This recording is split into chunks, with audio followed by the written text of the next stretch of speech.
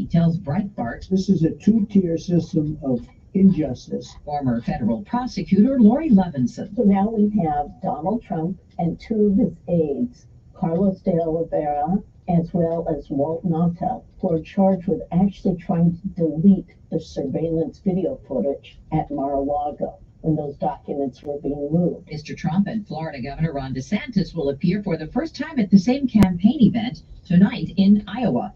The East Coast crowd gets a taste of the heat they've been suffering through in the West and Southwest. It could climb into the high 90s today in cities like New York and Philadelphia.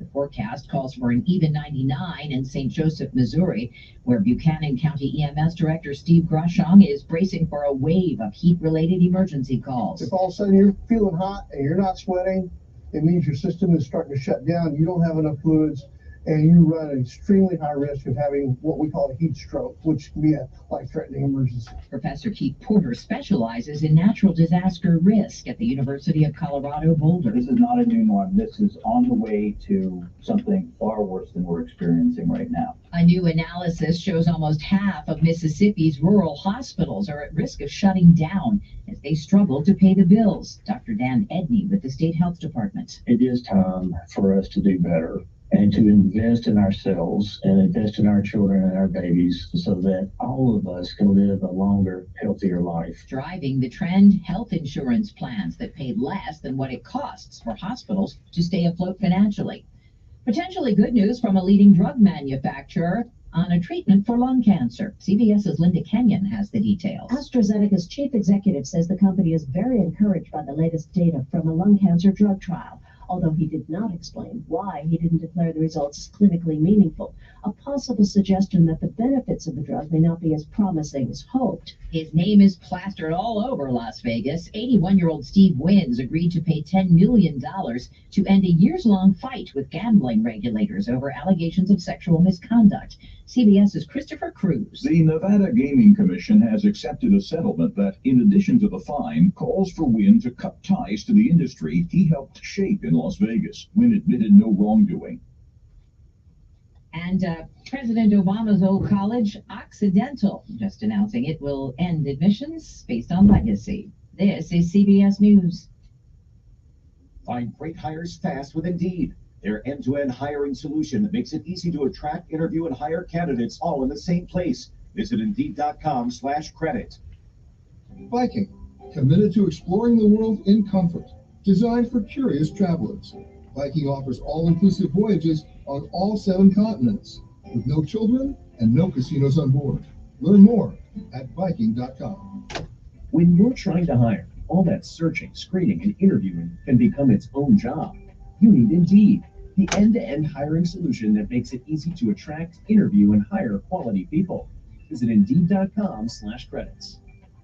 Every dead body tells a story. Which is designed to reverse any fix or not work. All drugs contain dollars. Stream a new season now. Aaliyah says education is key. Here again, that they say while Narcan isn't effective against tranquilizers, they do recommend administering it as someone appears to be suffering from drug poisoning. Developing this hour, we learned State Senator Kevin Elkins is in critical condition after he had a heart attack in Seoul, South Korea. He was on a state recruiting trip. A familiar voice has been silenced.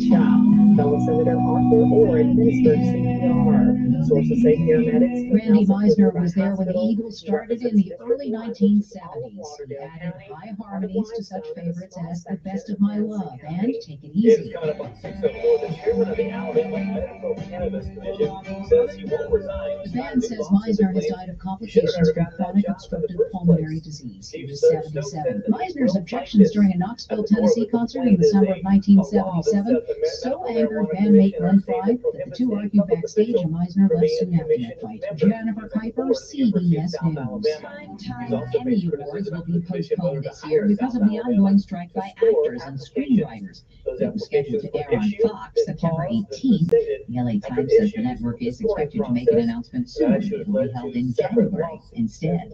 Deborah Rodriguez, CBS News. Patients can access medical marijuana still remains uncertain. Billions of dollars are routinely allocated to expand broadband, but still many Alabamians are left without connectivity, and they want to know why. The Alabama Department of Economic and Community Affairs has over never seen expanding broadband. Since that time, they've spent $88 million, and now 82,000 more Alabamians have online access. In 2022, $83 million from the American Rescue Plan was used to improve infrastructure across the state.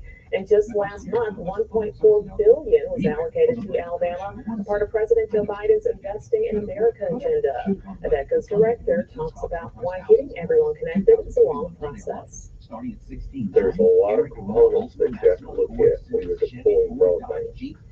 One would be the availability of the wire, workforce, things of that nature. We're just now over COVID. So, the background of being able to get that merchandise and getting that workforce ready to implement this takes some time. Alabamians can follow along with the progress on ADECA's website. We have a link to this in our story, WSFA.com.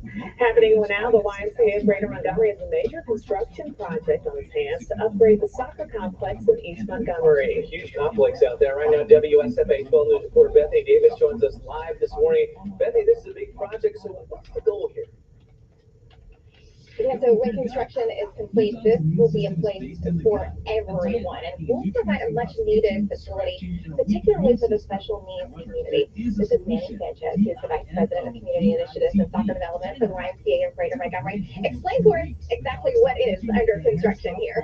Thank you for having us, Bethany. First of all, the whole project, right now we're standing right next to the Championship Stadium 1, which will be getting artificial turf. We had that facility, we had that field already with Bermuda, so now we're going to have artificial turf on that field, and then on field 3 we're going to add artificial turf there as well. Field 4 we're going to have a small artificial turf field, and then also a multi-purpose okay, I don't play soccer.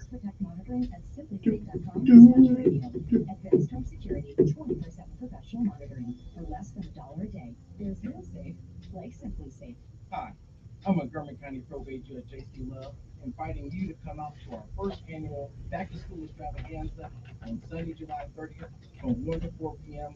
at the McGee Place Shopping Center located at 3439 McGee Road. We'll be giving away free book bags, preschool supplies, music, food, and we'll have bouncy houses for the kids. So mark your calendar, Sunday, July 30th, McGee Place Shopping Center, 1 to 4 p.m. See you there. Sponsored by Montgomery County Probate Court. Why do you change your car's air filter? Because when it's clogged, it doesn't work. The same is true of your nose, the body's air filter. It's great at trapping allergens, dust, and viruses, but unless you clean it regularly, they can stay trapped, making you miserable. I'm Martin Hope, inventor of Navaz, the world's only nose cleaner with powered suction. Navaz pulls saline in one nostril, around the back of the nose, and out the other nostril, helping to flush out allergens, mucus, and germs. Here's a testimonial from a verified purchaser and a big Navage fan. Quote, I've been suffering for 30 years with chronic sinus infections and allergies. I stumbled across Navage. The suction is amazing. It cleared my sinus cavities better than anything I've tried before. Unquote. Navage has over 120,000 reviews with a 4.6-star average written by people who use Navage for Got to tell me how you feel me. Don't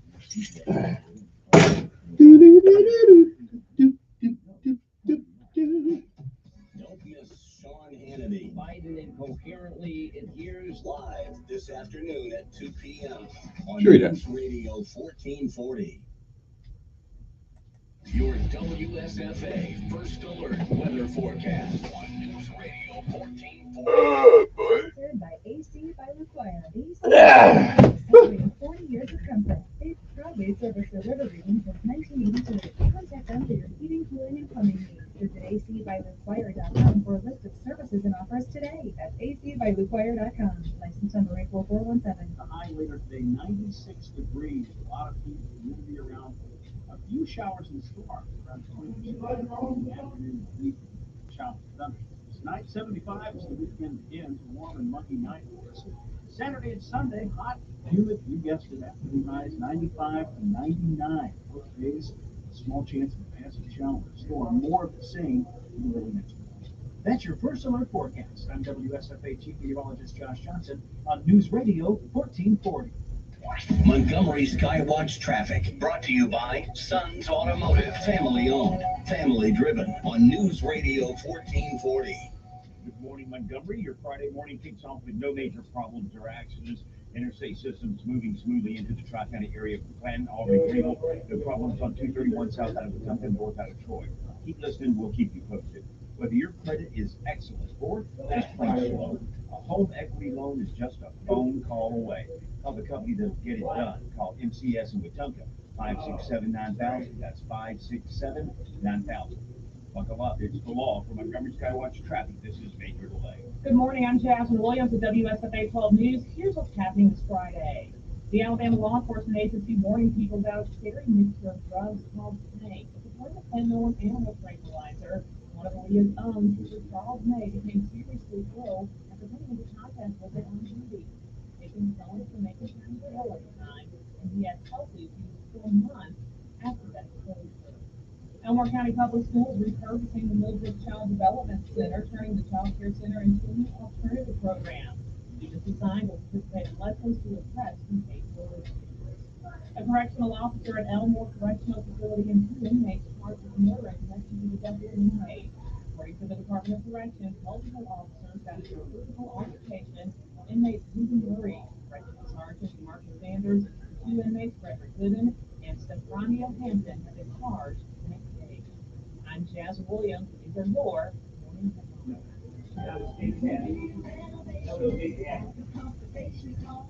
Matthews.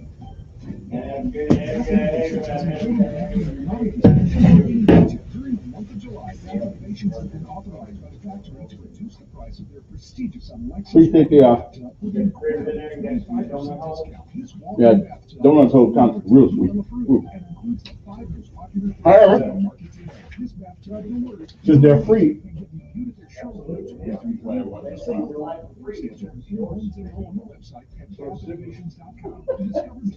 No, that costs you. It's a bunch, and usually you're paying for that. I remember when I was overseas, it's always we talk about gonorrhea. First come, first served basis while supplies last. Contact them today to receive 18 months serious cash financing with credit approval. You trip on your feet.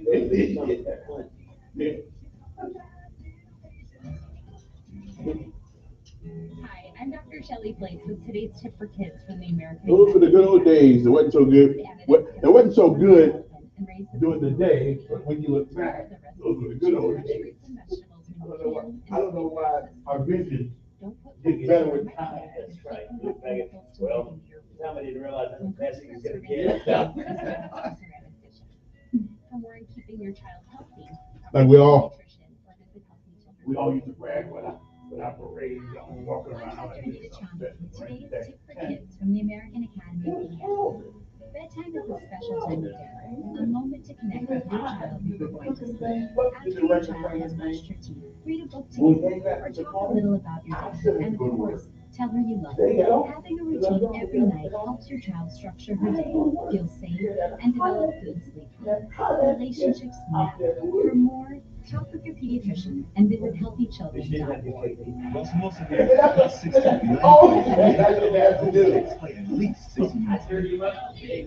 And when you need to, shit, light it down. Are you guys gonna do it every time? Brought to you by United Way and the Ad Council. Telling it like it really is. It's the Dan Bongino Show, weekdays from 11 to 2 on News Radio 1440.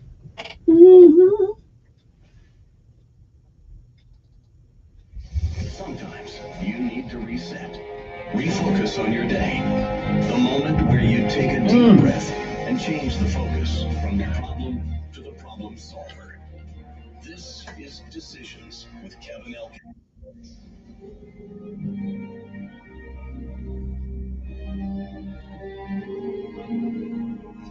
All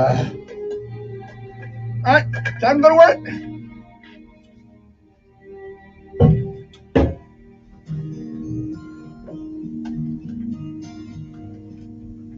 Time to go to work.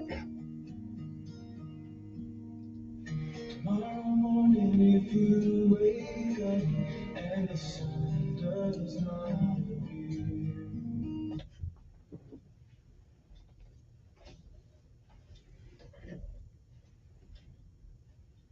Good morning. Good morning and good morning again.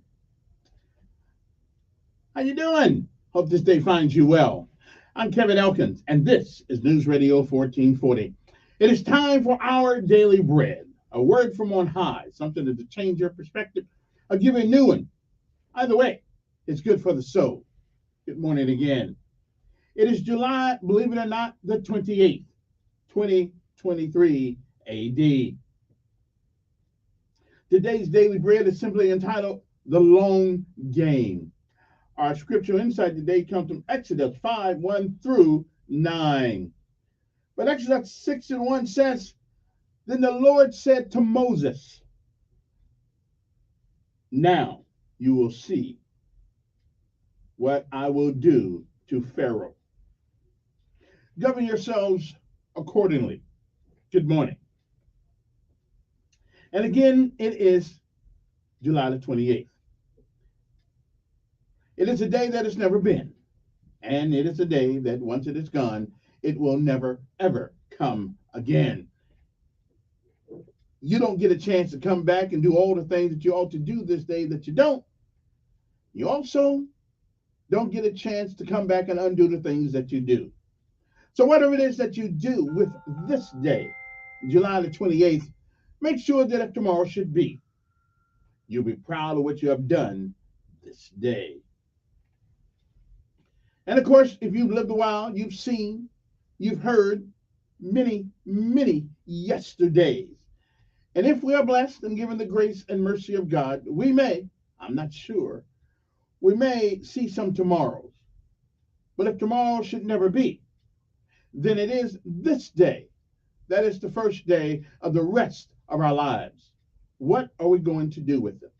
Well, whatever you do what you can while you can, for as long as you can, until you can't. Do something for somebody else along the way. Benjamin Elijah May said, whatever we do in life, we should do it so well, no man living, no man dead, and no man yet to be born can do it any better.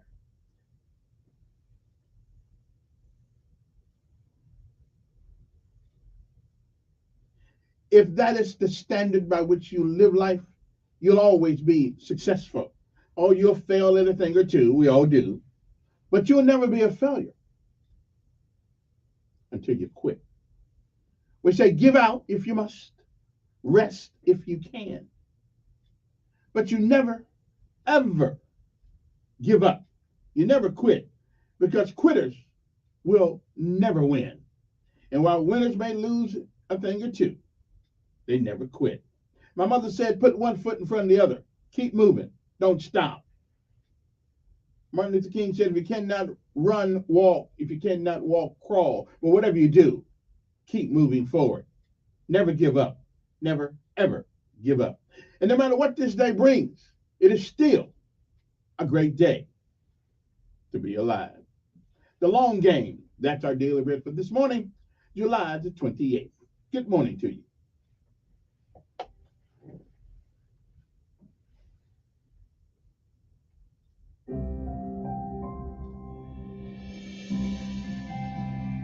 Welcome to today's encouragement from Our Daily Bread. Our reading titled The Long Game was written by Tim Gustafson. When believers in Jesus in David's country suffered oppression, their farm animals were killed. Having lost their livelihood, David's family scattered to various countries. For 9 years, he existed in a refugee camp far from his family. He knew God was with him, but during the separation, 2 family members died, and he grew despondent. Long ago, another people group faced brutal oppression, though God appointed Moses to lead those people, the Israelites, out of Egypt. Moses reluctantly agreed, but when he approached Pharaoh, the Egyptian ruler only intensified the oppression. I do not know the Lord, and I will not let Israel go, he said in Exodus chapter 5. The people complained to Moses, who complained to God. In the end, God freed the Israelites, and they got the freedom they wanted, but in God's way and timing. He plays a long game, teaching us about his character and preparing us for something greater. David made good use of his years in a refugee camp, earning a master's degree from a New Delhi seminary. Now, he is a pastor to his own people, refugees like him who have found a new home. My story as a refugee forms the crucible for leading as a servant, he says. In his testimony, David cites Moses' song in Exodus 15:2. The Lord is my strength and my defense. And today, he's ours as well.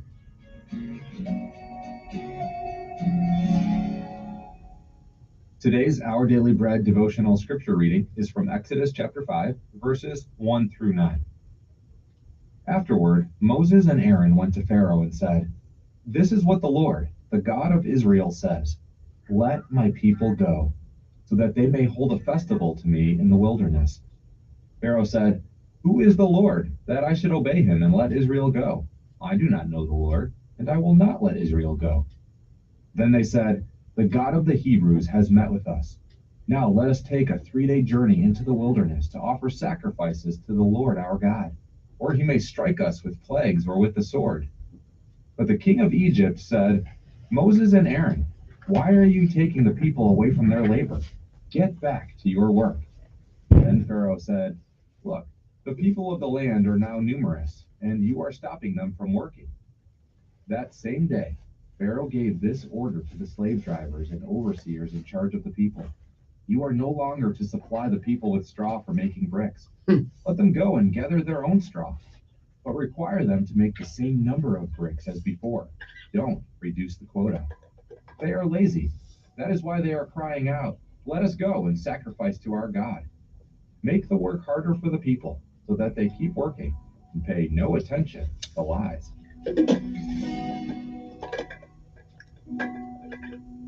Let's pray. Heavenly Father, we are grateful that we can always rely on you. Forgive us when we lose sight of that truth, and teach us to always lean on you in both good and bad times. Thank you, Lord. It's in Jesus' name we pray. Amen. Thanks for listening today. I'm Stephen Tabor, and today's encouragement was provided by Our Daily. Thank you, Stephen. Time to rise and shine. Time to get up. Time to get moving. Let's get it. One more day on top of the ground, and the ground's not on top of you. Celebrate and be thankful. Shuffle to the door, stand up, walk up, shuffle to the door, and you leap right out and count to 4. Leap right out and count to 4. If my man don't open wide, if my man don't open wide, I've got a reserve by my side. I've got a reserve by my side. Here we go, all the way, gotta be from the top. Hey, It's Friday. It's Friday. The GI call.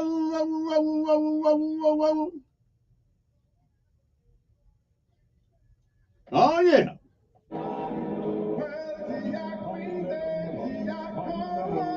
Sing it, sing it.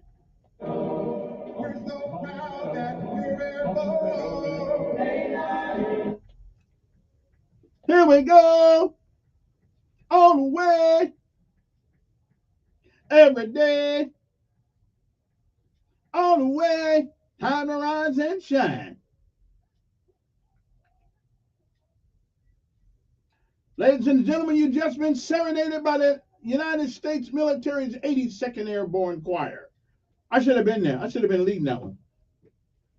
Matter of fact, when I was there, I didn't realize we had a choir. Okay, then, I would have joined. I'd probably been famous by now.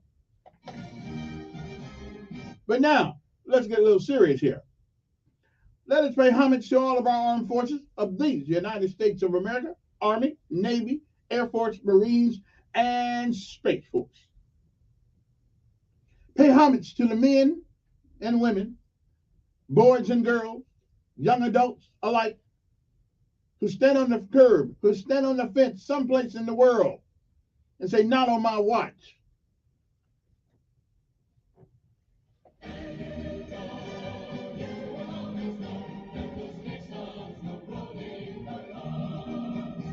because freedom is not free. Somebody has to maintain it. So tip your hat to the young men and women in the Navy, Army, Air Force, Marines, Coast Guard, and of course, Space Force. And our local heroes, don't forget them. Don't forget them. Those are our local guardians. Montgomery Police Department, the Sheriff Department, the Montgomery Fire Department. I leave anybody out?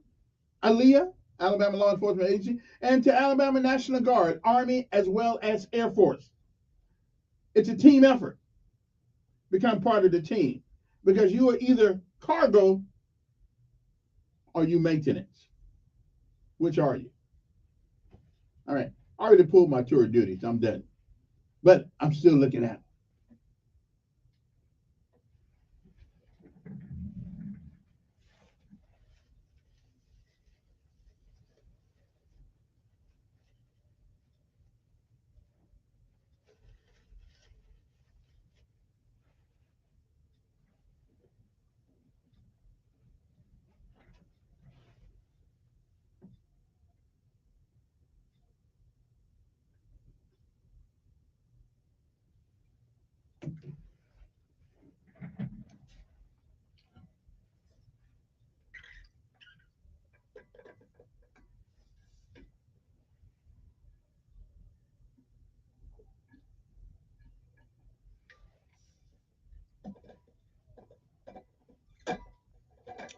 Woo!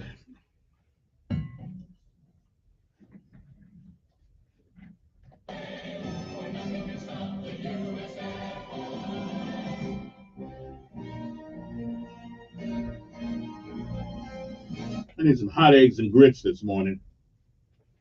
Oh well. Can't get everything you want.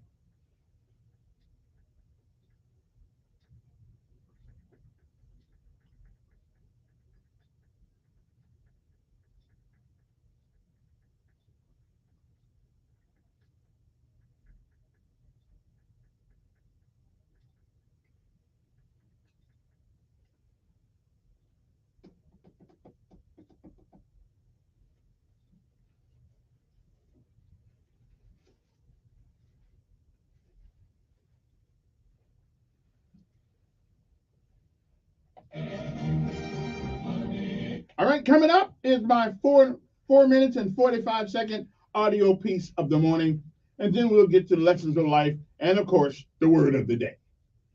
Don't go no place. We'll be back, hopefully.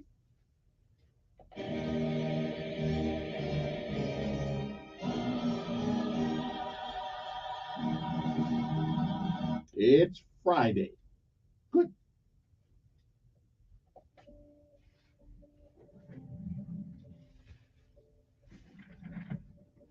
Discouragement can creep in secretly, hide behind clothes, makeup, hairdos. Discouragement is so bold that it will even hide behind a smile and tell you life is not worth living. If you listen at discouragement, it will cause you to make bad decisions. It will cause you to think that life is not worth living. And secretly, behind the facade of a smile and a good morning and a praise the Lord and a how are you, you will wonder if you're ever going to get out of what you're into. There are moments that try the human soul.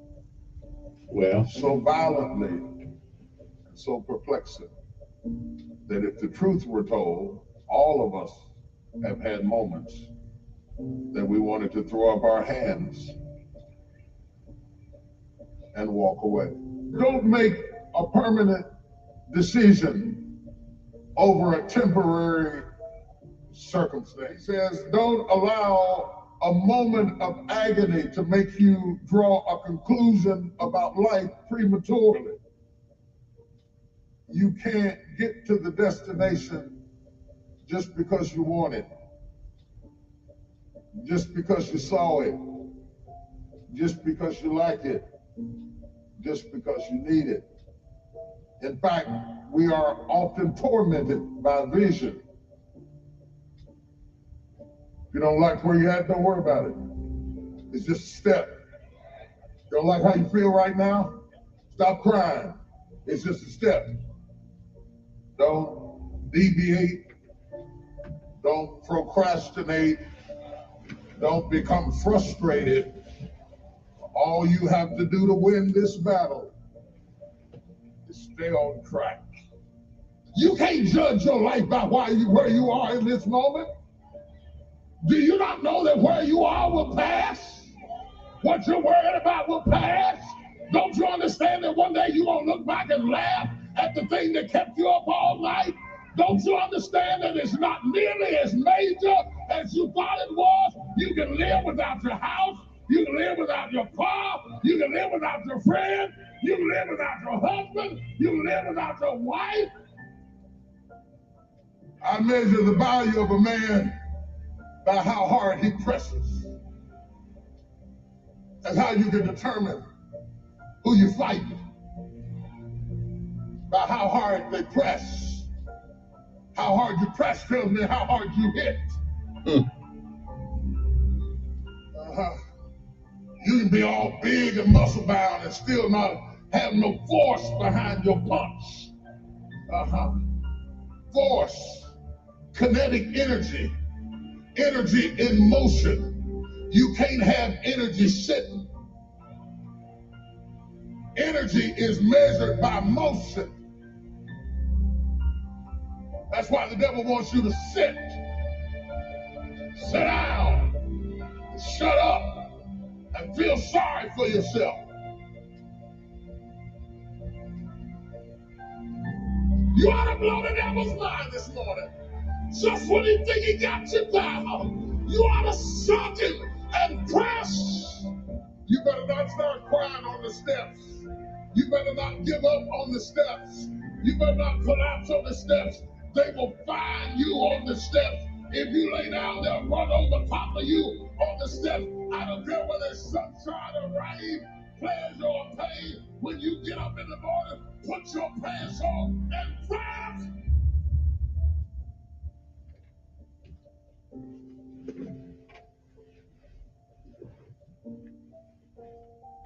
They say the measure of a man is not how hard he can hit. It is how hard he can get hit and get back up. Interesting. How hard you can get hit and get back up. The strength does not come from falling. The strength comes from getting back up every time you do. So, put that in your mind for the rest of the day. And when you reach those impediments, those things start to happen to you today, and you want to give up and quit, don't do it. Call me on the phone. I'll talk you through it. Because all of us, every last one of us, have had to go through things in life. And some of those things can be tough. That's the way it goes sometimes. But you can do it. But like TD said, you got to keep on pressing. You got to keep on going. Again, it's not how hard you can get hit. Well, it's not how hard you hit. It's how hard you can get hit and get back up. Let's go. Anyway, let's take a break, and we'll be back with lessons of life, the word of the day, and things of that nature. I know it's easier to say than it is to do. It is. Is it? You just sitting there. All you do is just talk on the radio. Okay, well, listen, it's not as easy as it looks. I mean, they got some tough days. Air conditioning don't be working in here and stuff. I'm just kidding. I'm just kidding. No, I got like everybody else. Got issues. Everybody's got issues. Just because I'm world-renowned on the radio and all that doesn't mean much. A figure of notoriety in the city of Montgomery, that doesn't mean anything. Okay? I go to the bathroom like everybody else. Okay, maybe not like everybody, but I do the same thing. Yeah. I mean, when I get up and put my pants on, I jump in them. I got you. I feel you. I'm a little different. Okay? But don't worry about it. You too can have the confidence that I have. Okay? Just understand that your strength does not come from you. It don't. All right? I'm just saying, pray to the one that it does. That's all I got to tell you. Anyway, let's take a break. And of course, we'll be back uno momento Okay, I'm just saying, I'm just trying to give you a little bit one because you will run into some things that you don't know you're going to run into. Me too. You don't know what's going to happen, but when it does, handle it. Don't whine. Don't shy back from it. Handle it. Think about it. Cogitate on it, and deal with it. Because you will run. Somebody on this day will get some bad news. And into news, how you react to it. We shall return. No momento. Okay? Don't go no place. All right?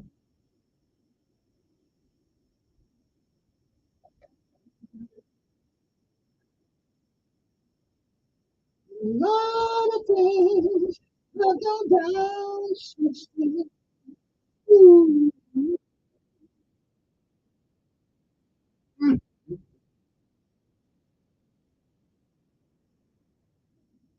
Ooh. Ooh.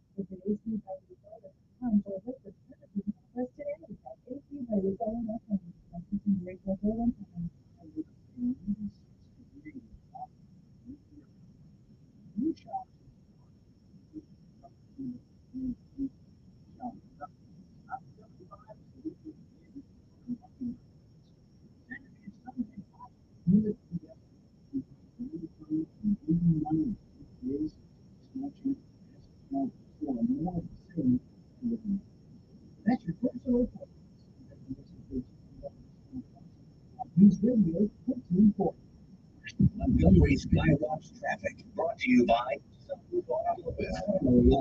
family driven. News Radio 1440.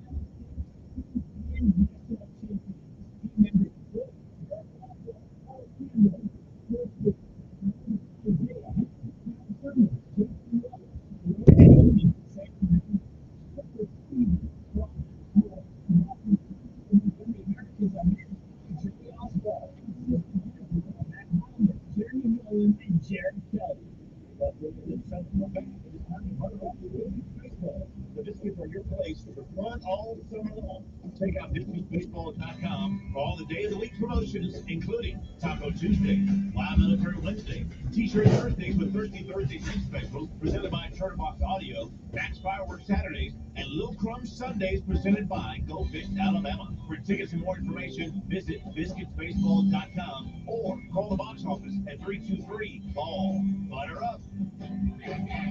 Hi, I'm Dr. Anita Chandra with today's tip for kids from the American Academy of Pediatrics. Do you want to know the secret to baby brain development?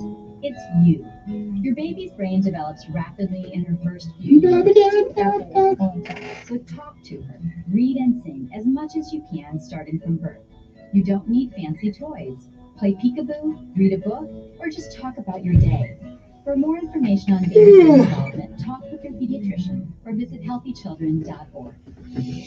Telling it like it really is. It's the Dan Bongino Show, weekdays from 11 to 2 on News Radio 1440.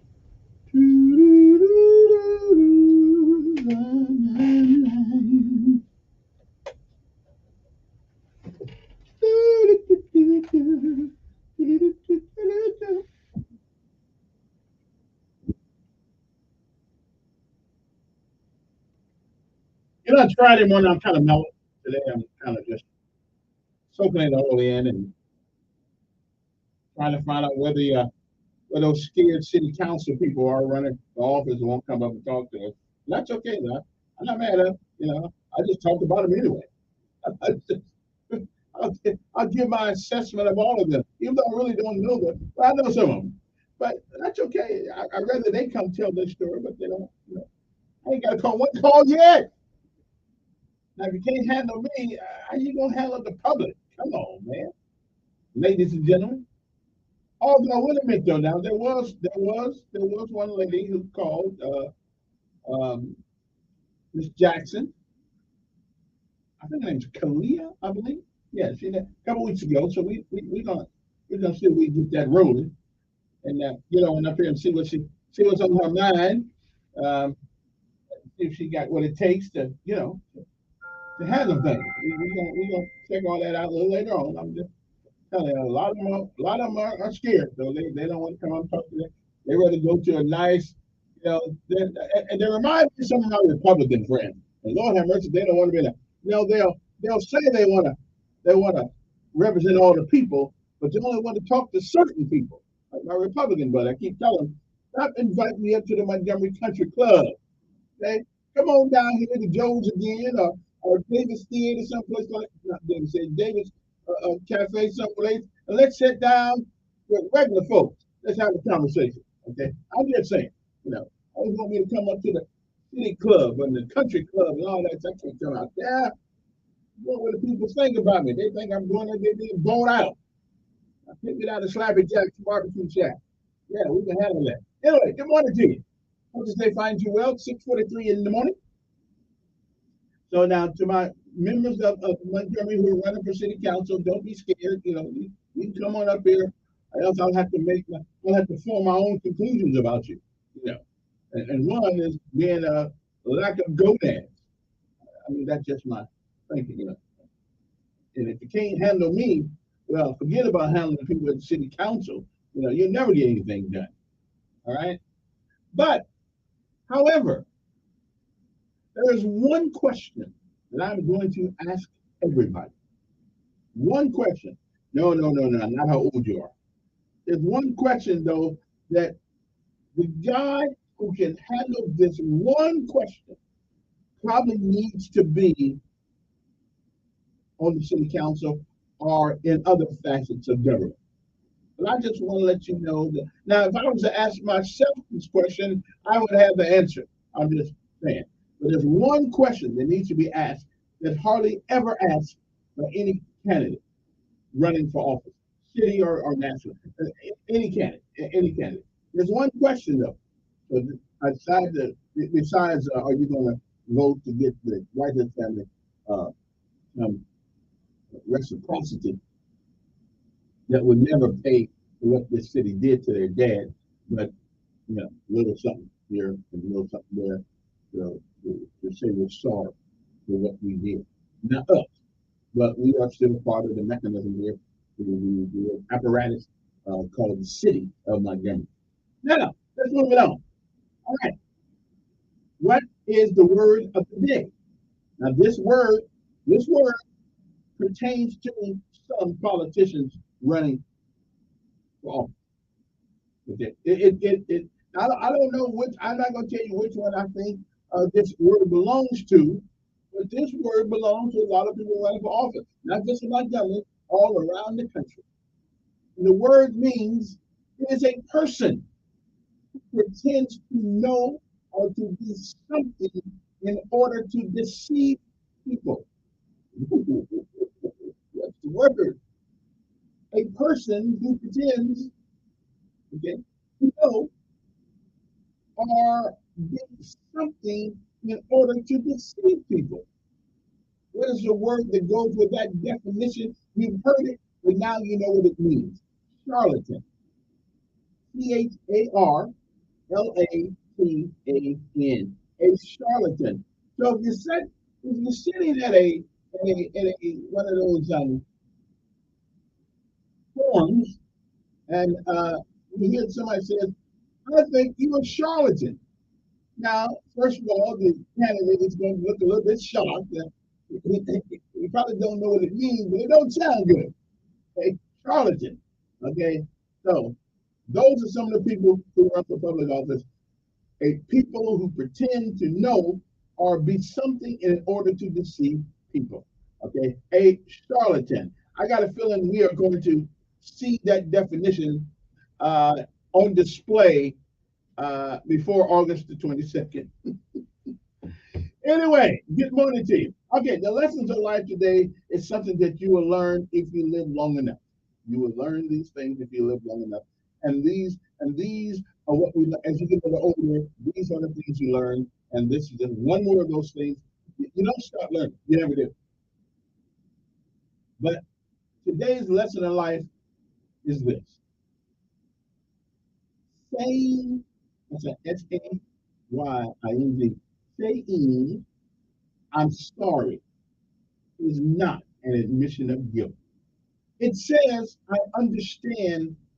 How can I help? Try it sometime. You'll be amazed at how it works wonders in life. Let me give you that one more time. Saying I'm sorry is not an admission of guilt. It says, I understand. How can I help? Try it. You'll be amazed at the wonders it will work for. It is July 28th. On this day in 1976, an earthquake devastated northern China, killing at least 242,000 people, according to an official estimate. In 1609, English ship Sea Venture, commanded by Admiral Sir George Somers, ran ashore in Bermuda, where the passengers and crew founded a colony. So that you stuck there for a while, you might well do something. Make babies and make coffee. 1794, Maximilien Robespierre, a leading figure in the French Revolution, was sent to the guillotine. That's what we go to here. 1914. That was cool. I mean, come on. Really? Barbaric even back in those days. 1914, World War I began as Austria and Hungary declared war on Serbia. 1915, on this day, more than 300 American sailors and Marines arrived in Haiti to restore order, and they had to work there following the killing of Haitian President Laurent Guillaume, or close to it. Slammed by rebels beginning at 19. Okay. It began a 19-year U.S. occupation. 1932, and they're still no better off. 1932, federal troops forcibly dispersed the so-called bonus army of World War I veterans who had gathered in Washington to demand payments they were scheduled to receive. They weren't scheduled to receive until 1945. That's one of the few times we've actually used turn our forces on soldiers. I never have understood why we did that. But I mean, if anybody had a right to protest, it's them. 1943. But today, if they did it today, they'd probably be charged with insurrection. Okay, the people who keep the country moving. 1932. That's right. They were forced. They were called bonus army. Maybe we need to look that up. World War I veterans. I don't think there's any World War I veterans left. In 1943, there may be one or two left. Maybe 100 or something. Who knows?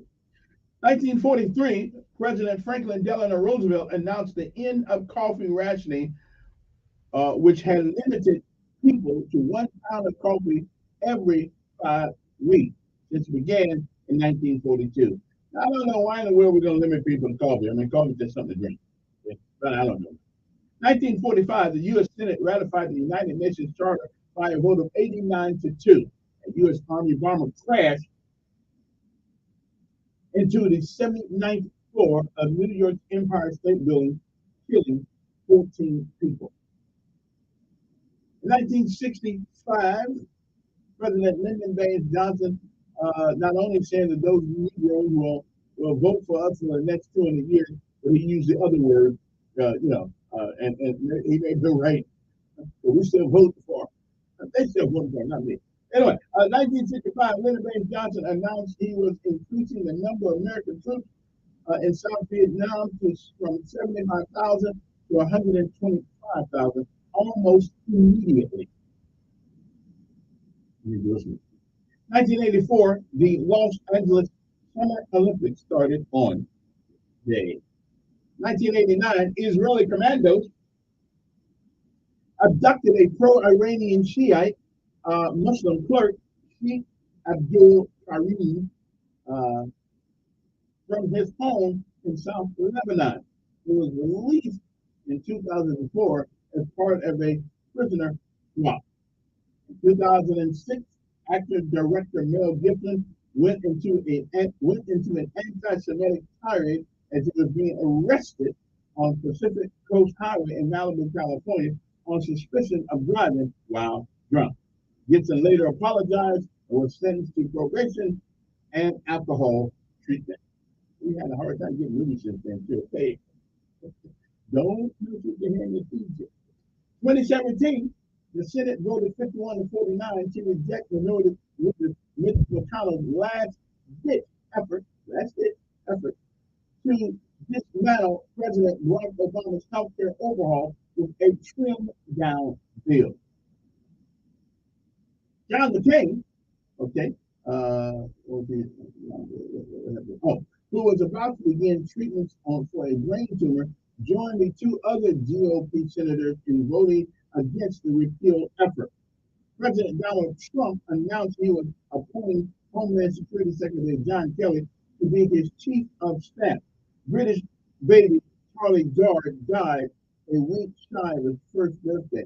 His fans had fought for the right to bring him to the United States for an experimental treatment of a rare genetic disease that left him brain damage. I remember that. I'm sure we talked about that, and they wouldn't let him come to the United States because they thought that their pride got in the way of saving that child's life. 14 years ago, the Senate Judiciary Committee approved Judge Sonia Sotomayor to the United States Supreme Court first Hispanic justice. See, every time the Democrats do something, it's got to be either first black one or the first female one. I mean, can't we just put people in office? The other day they did the same thing. They made a woman over the Navy. Okay, but I'm going to assume if you get that rank, you've done something to get it. It's not like a civilian job where you can just go there. But you can, in the military, I got a lot of, if you got the stars on your collar and your lapel, whatever the case may be, you really don't, at least, you really get with your woman or not. I was a male chauvinist pig anyway, so I didn't want no woman telling me what to do, but hey, you gotta change with the time. But anyway, so stop telling that woman. We can see a woman. We know what a woman looks like. Unlike the Supreme Court justice who went up there couldn't describe what a woman was. And people can't seem to describe what women are anymore because they let men take over the women's job. I don't know why. But we know what a woman. We know unless her name is John on a piece of paper, we know what a woman looks like. Okay, so the Democrats could stop right. Oh, and they tell them what color they are. Oh Lord, yeah. And I think the chief of staff, the chairman of the Joint Chiefs of Staff, I believe is a black man too. They told me that the other day. I don't care. It's the stars that I pay attention to, not the color of who they're on. Okay, I'm just saying. So, if we can ever stop doing that, we may be able to get rid of some of the impediments to our communications in America. But the Democrats always got to say what color they are and who they're sleeping with. Okay, chances are they sleep with somebody that looks just like them. Amen. We good. We do you, I do me, and we'll just leave it alone. All right, moving right along. 9 years ago, Prime Minister Benjamin Netanyahu told Israelis to be ready for a prolonged conflict with Hamas in Gaza as both sides held out for bigger gains, and a ceasefire in a 3-week conflict remained elusive. Theodore Van Kirk, 93, the last surviving member of the Enola Gay crew that dropped an atomic bomb on Hiroshima, died in Stone Mountain, Georgia. And 5 years ago today, Pope John Francis accepted the resignation of U.S. Cardinal Theodore McCarrick. Okay, I don't know why I can't pronounce that word. Emeritus. What is that word? Come on. Emeritus. Okay, I got it. Emeritus Archbishop of Washington, D.C., following allegations of sexual, including that involving an 11-year-old boy. Emeritus. That's right. I knew that. So I'm like an emeritus also. Okay, I think that. Basically, I think that means you retire, and now you get the same respect as you do when you were there. Like we got a lot of college universities around here. Will let you still call yourself president emeritus of Alabama State or whatever case may be, or Faulkner or whatever president emeritus. Okay? Because you used to hold that position, I guess.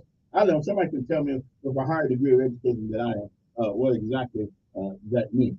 But I think it means you just get to hold the title, whether or not you're doing the job or not. Well, we don't know. That's okay. We can live with that. 6:58 in the morning, and we'll come back and we'll talk about things that matter and some that don't. And we're again calling all people running for city council. Don't be a wuss. I'm up here. Let's talk. Let's have a conversation. I'm gonna call all your names in a little while. You're scared.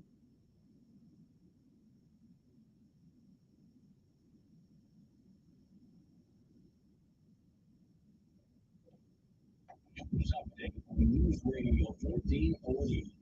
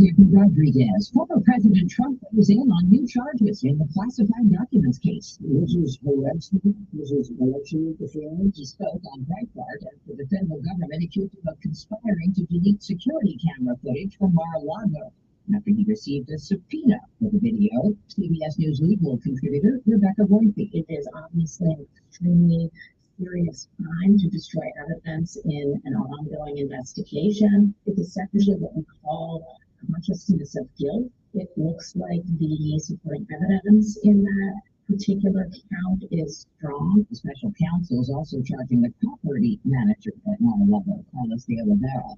The East Coast is getting a taste of blistering heat that's been baking other parts of the country. Temperatures in places like New York City will feel like more than 100 today. Correspondent Roxana Sabiri reports. Cumulus clouds hovered over southwest New Hampshire as strong storms pushed through Thursday. The system produced a possible tornado and damaging winds that snapped trees here at the school in the town of Dublin. I've never seen anything like it. The Justice Department is launching a civil rights investigation into Memphis police and systematic use of force against people of color. Community activist Earl Fisher. None of us thought that this was just because of what happened with Tyree Nichols. No, it's been a long-standing narrative and historical trajectory of the department. In January, Memphis officers were implicated in the death of Tyree Nichols, who died after he was badly beaten during a traffic stop. Another bus full of migrants has arrived in Los Angeles. Officials say it's the sixth sent in from Texas in the last 2 months. Lindy Toxlowski heads LA's Immigrant Defenders Law Center. It's really important that people understand that seeking asylum is legal in the United States. She says many of the 23 adults and 13 children who got there yesterday have court dates in the next couple of months. They come from as far away as Venezuela and Peru. Taylor Swift brings her Eras tour to Santa Clara, California tonight. Striking hotel workers in LA are urging her to postpone next week's concerts at SoFi Stadium in a show of solidarity. They don't want to give medical insurance. They don't want to give a pension. Hotels nearby are sold out, room rates through the roof. Making a comeback in high school. Woodshop. The National Center for Education Statistics says it's teaching kids the trades are a great alternative for many to four-year college degrees. S&P futures are up 23, Dow futures ahead 115. This is CBS News. Need to hire quality candidates fast? You need Indeed, the end-to-end hiring solution. Attract, interview, and hire candidates all in one place. Visit Indeed.com/credit. Viking, committed to exploring the world in company. Designed for curious travelers. Viking offers all-inclusive voyages on all 7 continents. With no children and no casinos on board. Learn more at Viking.com. When you're trying to hire, all that searching, screening, and interviewing can become its own job. You need Indeed, the end-to-end hiring solution that makes it easy to attract, interview, and hire quality people. At Indeed.com/jobs. We did really tell the story. Amelia Fox returns in the brand-new season of Selling Fitness, one of religion's forensic crime dramas. Free in the new season now, exclusive on Netflix. Free trial at Fox.com. Staples Total Support Plans are your tech plans for the unplans, with 24/7 PC protection against bugs, cracks, and hacks. Plans start as low as $199.99, plus now get up to $250 off select computers. It's for only offer at $729. See an associate for details. Protect your tech at Staples. Sweet corn's in trouble in Colorado. KCNC TV's Karen Morfitt is in Wheat Ridge. At Heinz Market in Wheat Ridge, loyal shoppers come knowing what they'll find. I get their website, so I knew they had it. Like a Colorado favorite, only the sweet corn. A lot of corn. Yeah, they buy a lot of corn here. So far, Justin Sanchez, the manager at the market, says they've been able to avoid any disruptions in delivery or quality. But farmers on the western slope say an earworm infestation is cutting into production. The bug is forcing them to leave thousands of ears of corn in the field. Probably throwing around 40% of the corn away. Barbie's done wonders for Mattel. I've been able to play with Barbie since we were like 5 years old. Something else you might not have done since you or your kid was little. Now said Love Marnie. Toy Company is making both doll and Coco Diamond into your movie. Deborah Rodriguez. Research shows people who are viewers but you remember that you need to customize those 800s.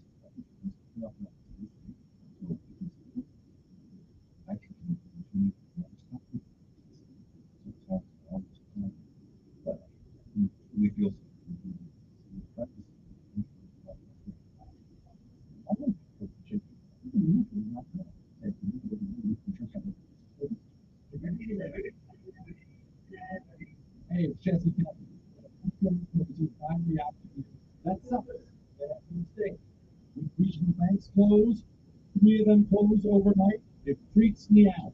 This is why I only personal field reserve is part of personal protection. All my friends at Oxford Field Group call 833-4042. 833-4042. 833-404-TOLE. Hi, I'm McCormick Kent. And finally, you to come up to our first annual back to school on Sunday, July 30th, from 1 to 4 p.m. at the E-Play Shopping Center, located at 3439 Road. We'll be giving away free food bags and school supplies, music, and bounty houses here. So mark your calendars, Sunday, July 30th, E-Play Shopping Center, 1 to 4 p.m. See you there.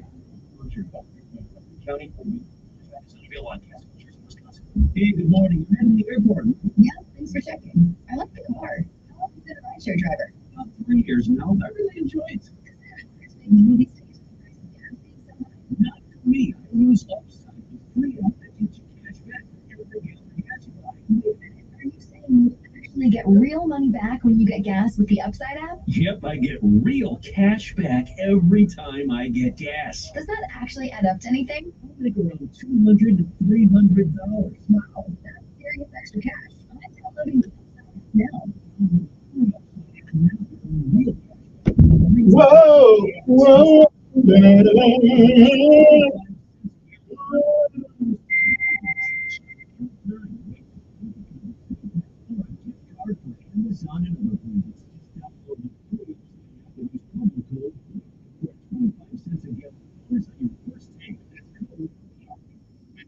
The voice of the conservative millennial. Is the Hero Show. 8 p.m. on News Radio 1440.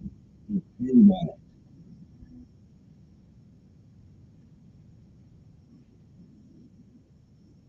Okay, now today it's Friday. I'm with you. Okay, I'm gonna have some serious conversations up here. So, what do you guys think? What is the one question? Okay, this is what I want to know. This is gonna be the public questions for candidates to come up here and okay, chocolate. That's good. We like. And I'm going to write these questions down because somebody got all in my grits the other day about the questions that I asked. Okay. Now let's just say I'm running for the county or mayor, whichever office I'm being to run for. So what do you think? Okay, I'm looking for some paper here. So what do you guys think should be a question that should be asked of any potential candidate, be he for mayor, be he for the council, dog catcher, whatever the case may be. And I got some other things to do too. I just wanted to. I haven't told you guys what we celebrate today, and I will, for y'all for the morning. Let somebody think of that I invited. But I forgot I invited them. Okay. So, maybe I should just go ahead and tell you. Of course, today is the anniversary of the fall of fascism and Freedom Day. I don't think fascism has gone. I just think we've just renamed it to something else. I know this is Ed, so let me get Ed so I can move it on here. Yes, Ed. Good morning. I'm doing fine.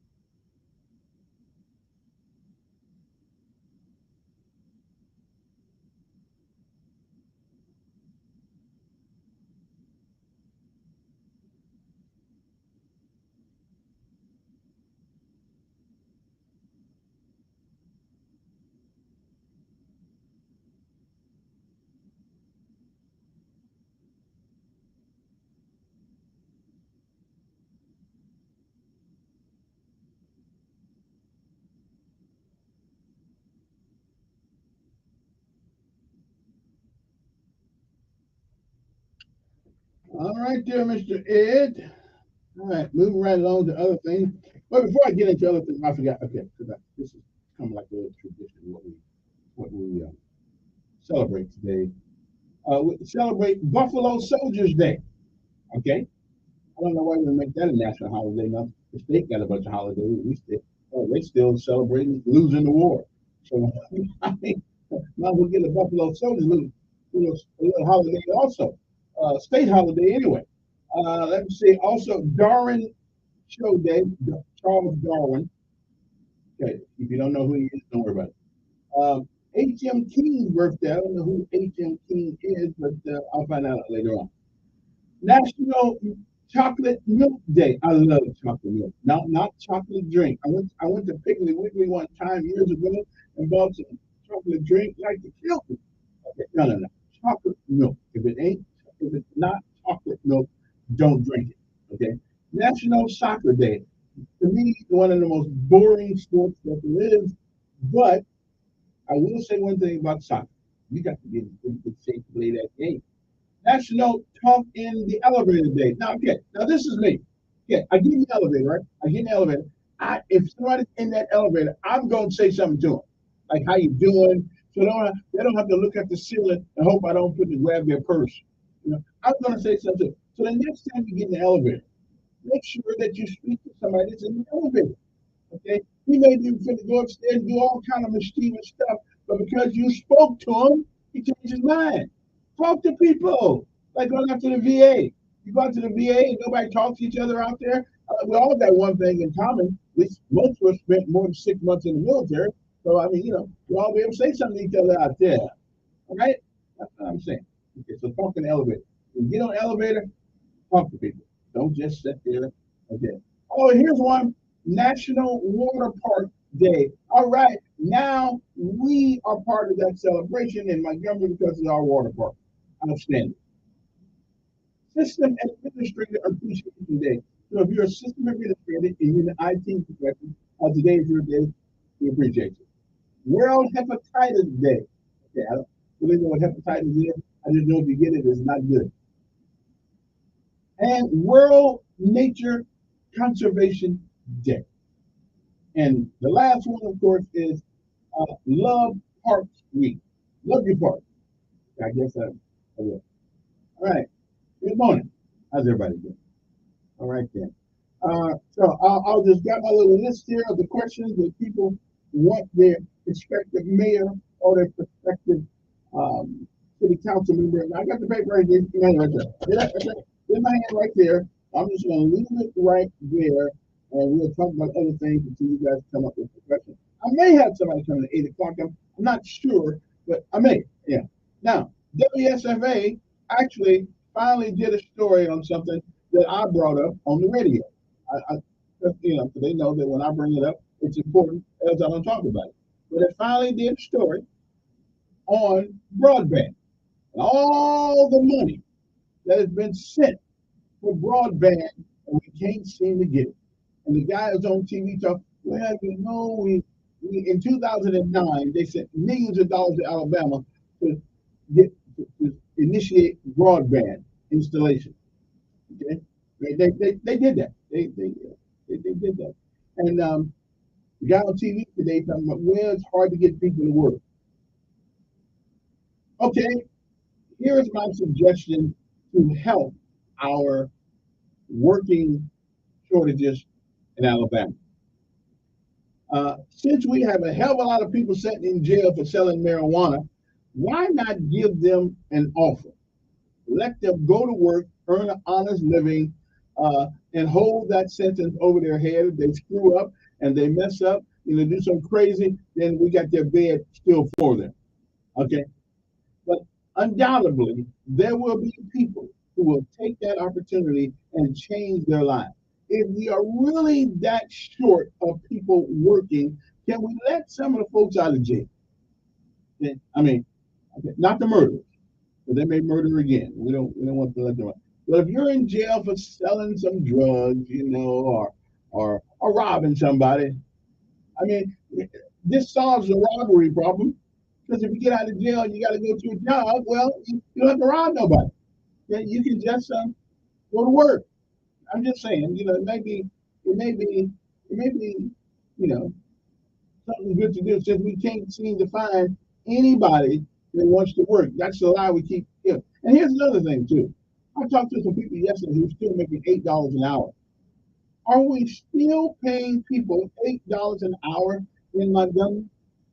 You can't go to me and Z go to the McDonald's. I mean, we can't go there unless we at least spending almost $20, sometimes $30 for a meal.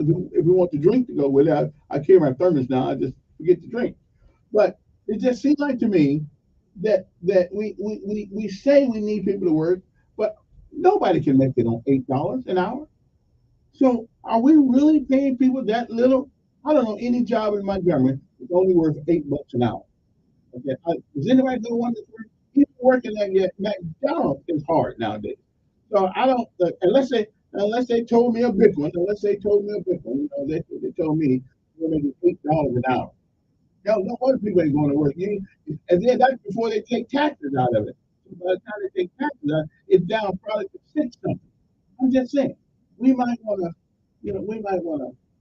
rethink why we can't find people to work. They did a survey a couple of months ago that said in Alabama, in order to live decently, not live out in Taj Mahal or not live in a place where you got gates around it, just to live decently, you need to make $56,000 a year. Okay, well, at least we can make half of that.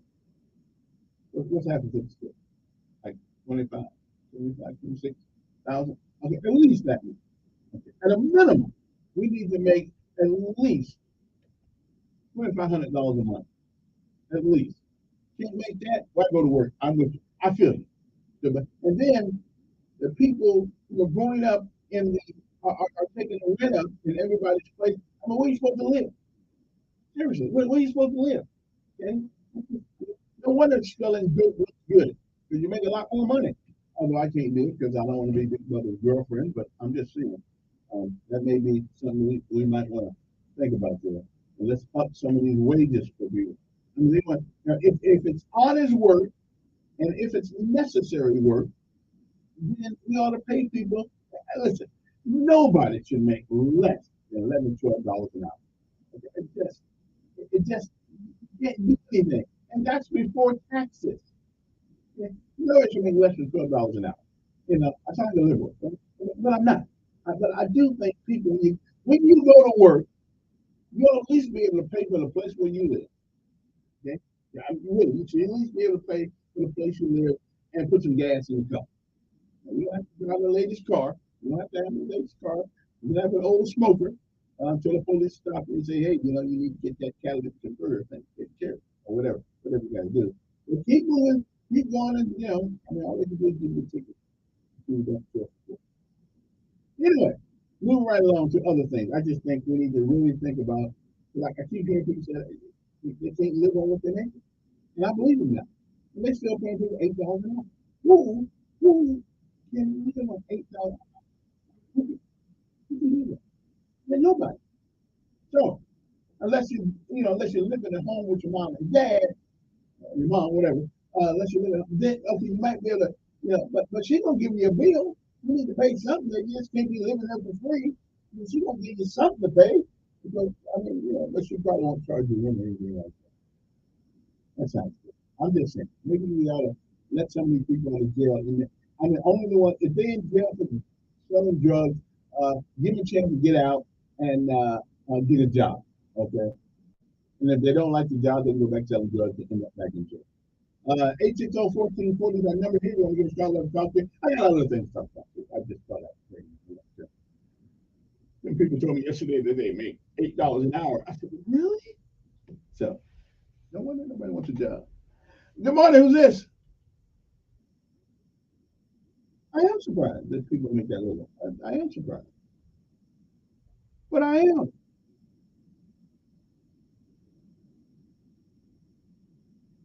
There you go, pick it on. No.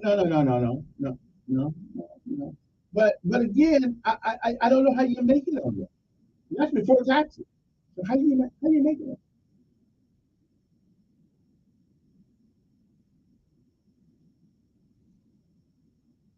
No, and that's my concern right now. I keep hearing about all the jobs that need people. I keep hearing about that, but mhm. Now I will tell you one thing. I will tell you one thing. I don't think that you can go for the old job. You can, oh, put it this way, 40 years ago, you could walk out of the house, if you was willing to work, there was a laborer job for you someplace. You could get a job. Yeah.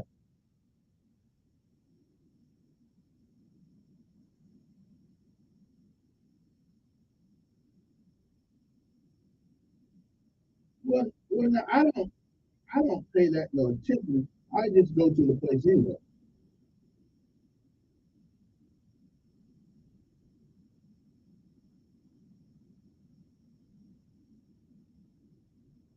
I know, but that's why I go to the place.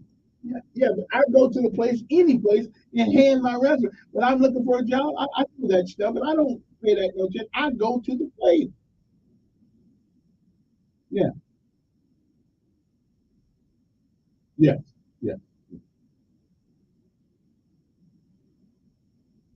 I agree. I agree with. He ain't taking nothing out on soldiers. You don't. Okay, so okay, but everybody. You remember the movie? Wait a minute. I, it has been. Wait a minute. It has been me. Okay, it has been me. Sometimes for a few years in the 70s, late early middle 70s, we didn't get paid sometimes because the budget didn't pass. But we knew it was coming. He don't care nothing. No. Yeah, yeah, yes, you can. They're in the military. Yes, you can. And he no, you don't earn it. You don't earn it until you pin it on. When you pin it on, you earn it. Now, I'm with him. So you think, wait, so you think the U.S. government should pay us, our soldiers, to kill their babies? Wait a minute. Wait. So you don't wait. So wait. So you believe? Wait. So you believe that the principle of promotion should outweigh the principle of life? You know, they Trump got all kind of money. Trump got wait, Trump got all kind of money because he wasn't in charge of it before he got in office. But now he's a U.S. senator and he's using the power of that position to make a point. And the point is, we don't pay people. No, he isn't. Let me tell you what it. Wait. Let me tell you what he's doing. Used to be, you used to be under. Used to be. Yes, I do. Yeah, used to be. Yeah. Let me give my point for it. Okay. Used to be what the Senate and the House would do is just pass people with promotion, anything. Now nobody's being stopped being promoted. What is happening is that they are it's a little delayed because now they got to do their job and look at the record and don't promote everybody at one time. But again, life is still a hell of a lot more important than a promotion. So I don't blame you for doing that. Because you know what? I'm like Ronald Reagan said. Everybody that's for abortion is alive. And with that, I have to take my break. We'll be back talk about other things. But go out.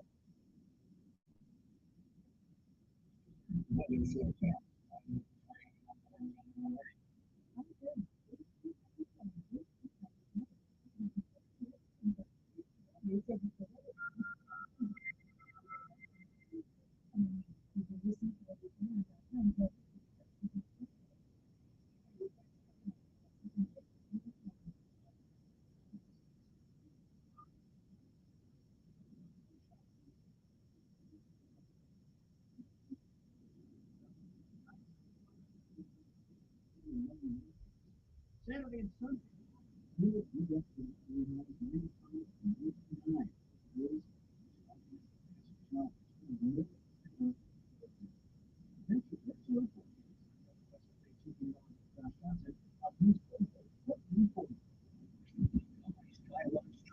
Brought to you by News Radio 1440.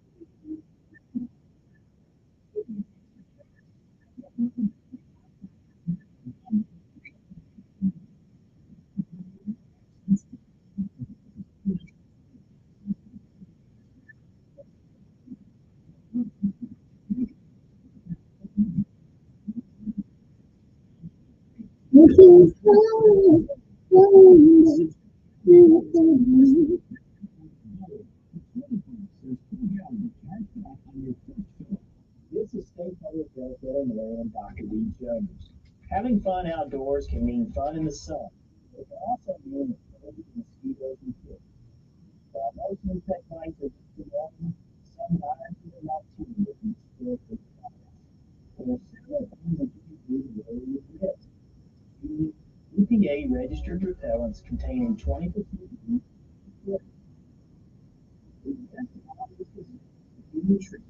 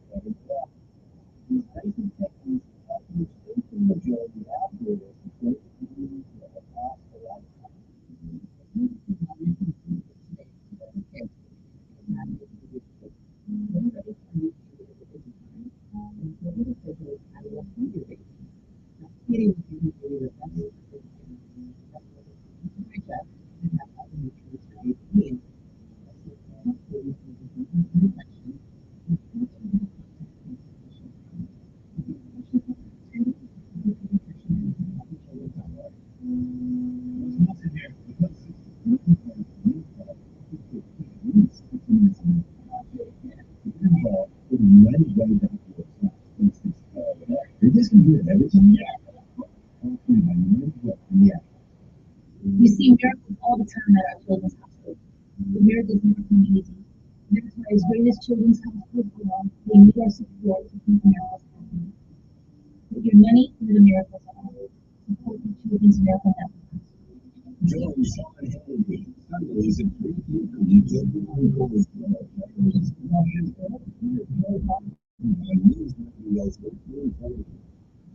And we are back. Good morning. How's the world treating you? Okay. Oh, one more thing. While every summer we talk about when we have these every 4 years we have these elections with our city council and mayor and stuff like that. The one thing that has not come up, okay, since I now can get I would there's I gotta find something to do. Because now every commercial I see on TV, on the channels I watch, is telling me I need life insurance, telling me I need some food stamps and stuff like that. But here's what we don't have in Montgomery, Alabama. We need a center, not the Crump Center either. We need a center where old folks can go pick up a basketball game. Okay, we want our own b-ball court. Okay, now we may not run as fast as we used to, although I'm still pretty good. But we want a place where over 60 can play ball. Okay, okay, we're not through yet. I'm just saying we want a place where we can play some basketball. Okay, so the next center that is built, we want. Okay, you don't have to make it a special thing, but we need a special time for the old folks. Okay, to go in there. Because I like to do a pickup game. I know Mr. Calhoun's always come on down. But one of the we going down there because I saw Calhoun them running. And so I wouldn't really run that fast. But I can play. I still got a good jumper. So we need a place where old folks can have a. I'm just saying, we need a place where we can play a little basketball. Okay, so the next center that is built, can we put one for old folks? Okay. A woman sustained a life-threatening gunshot wound about 6:25 yesterday morning. I'm here in the 400 block of Amesbury, 4,000 block of Amesbury Drive. Somebody wrote me this. It is not the least of it. We become so used to this kind of thing until what used to surprise us doesn't really surprise us. The deaths, the shooting, the carnage. And I do not know, and even though God defines the very important issue to any town, any civilization as it were. But what is the mayor, any mayor, to do? We have something called the Constitution of the United States and the Constitution of the state of Alabama that our government and our societies are held together by. Now, it would be nice if we could arrest people, if we could see in the future who was going to do the crime. They did have a movie like that with Tom Cruise. If we could arrest people before they did the crime, we wouldn't have enough jail to put people in. Even if we took every building in America and made it a jail. So, and what if the timeline said, well, they're going to commit a crime, but they change their mind at the last minute and they don't do it, but now we got him in jail because he was going to commit the crime. So, what is one man? And I would like to hear, what do you guys want us to do? The only thing that we can reasonably do as Montgomery, as any other town, the only thing we can reasonably do is fill our police department with law enforcement people. And for some reason, we can't seem to do that. Everybody wants to leave. I don't know why that is. I don't know if that's a telling tale about leadership in the police department as well as in the mayor's office. I don't know. But we need to find a solution, and these policemen know, even though we ask them to go in harm's way every day, they need to know that we don't want the police running roughshod over the citizens either, but we do want to give them the authority to do their job. And the biggest complaint that I hear from policemen who I've been sworn to secrecy on is they seem to be interfered with because people would say it looks racist. Now, I don't know how racist it can be. Let's see, you black, the perpetrator is black, the mayor is black, the police chief is black, the fire chief is black, the librarians are black, the school board is black, everybody black. So I don't know where the racism is coming from. But there seem to be people bent on undoing what happened years and years and years ago. And we can't undo that. What we can do is impede the progress of the city because one thing about crime, it will make people get the hell out of here. And some of them have done it already, or create their own little kingdoms, such as Pike Road, and sooner or later you'll figure out where they went to. So, what can one mayor do? And I like to hear the new guy. What I hear city councilors talk. What can you do? By what authority does any city council person have to do anything? Hell, they don't even give them a badge. I think the mayor gets a badge, but they don't even get a badge to stop them doing nothing. So what can they do? I mean, that's a serious question. Everybody's concerned about crime. What can we do outside of getting more police officers to roll our streets? That's what we need to do. So the question is, how do we get more police officers in the city of Montgomery? How do we convince people that it is a worthy job, a job of honor, a job of prestige? How do we get them to do that? How do we do that? I mean, there lies our biggest problem. Do we need to pay more at minimum? Do we need to start policemen at least $45,000 a year? At least $45,000 a year. That would get some people off their duff and come on up. I don't know what policemen have started out now. I thought it was $37,000, which is not a whole hell of a lot of money after taxes. Everything is going up.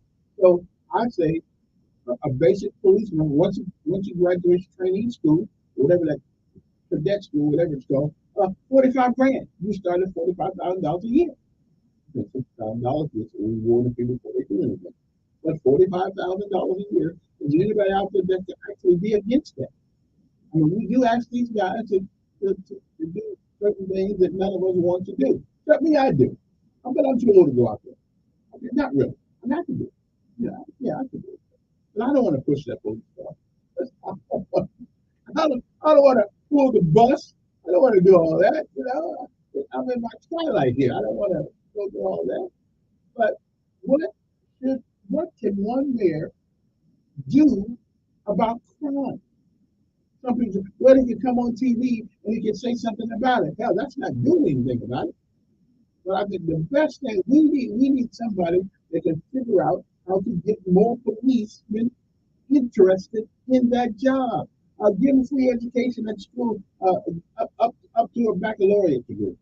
Simple. Okay, whatever we need to keep them.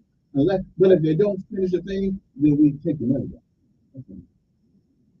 Good morning. Who's this? Good morning.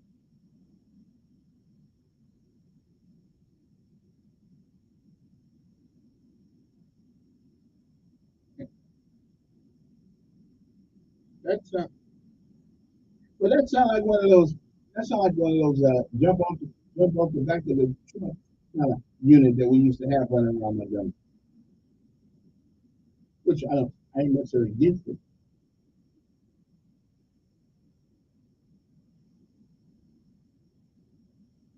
Mm-hmm.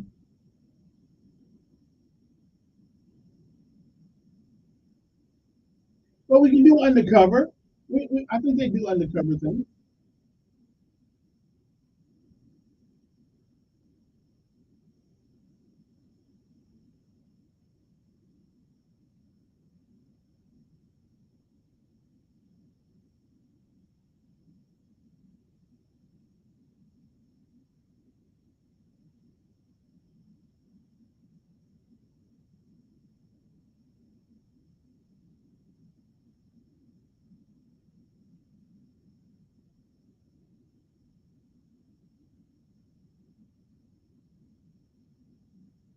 But what can the mayor do?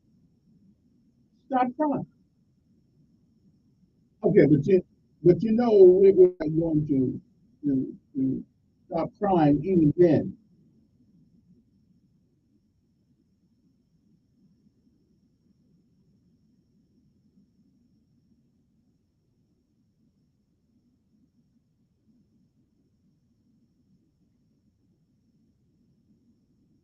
Mm-hmm.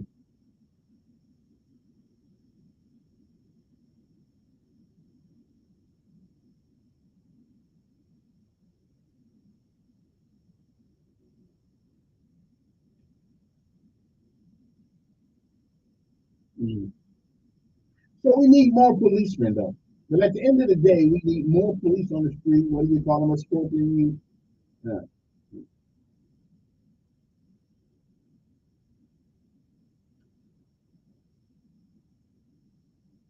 And until somebody gets and when somebody gets killed trying to be a policeman, which they're not, what do you do then?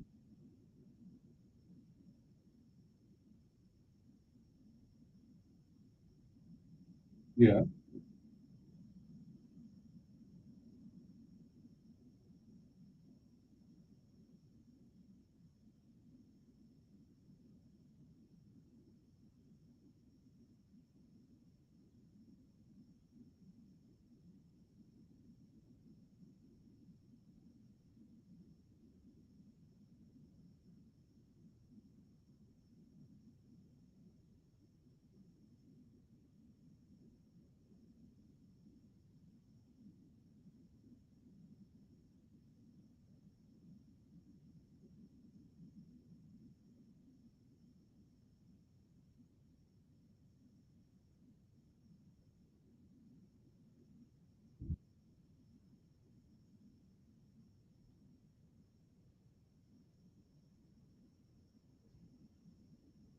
So you're not mentioned. So basically though, we need more police. We need people on the street. Huh? But civilian are not policemen.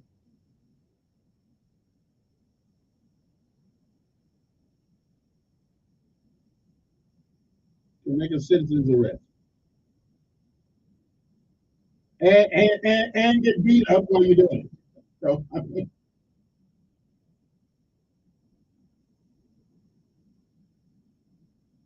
huh?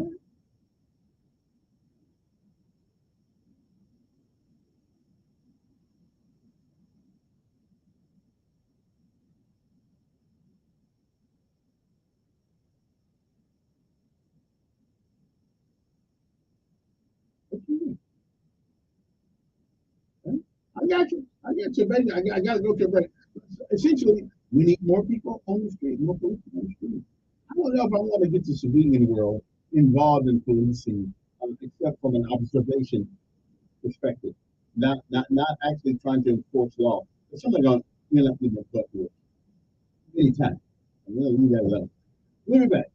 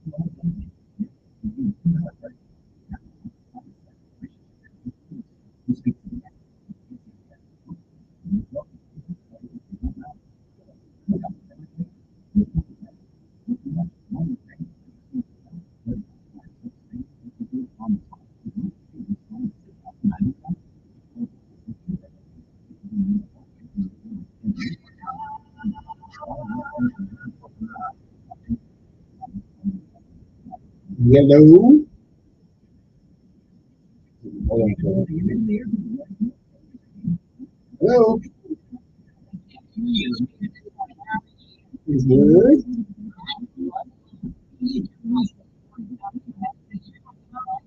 Yes, I know. You know, we all got some of that good stuff.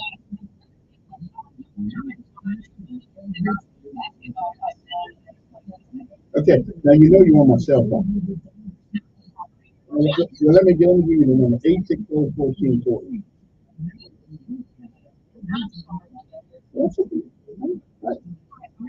Right.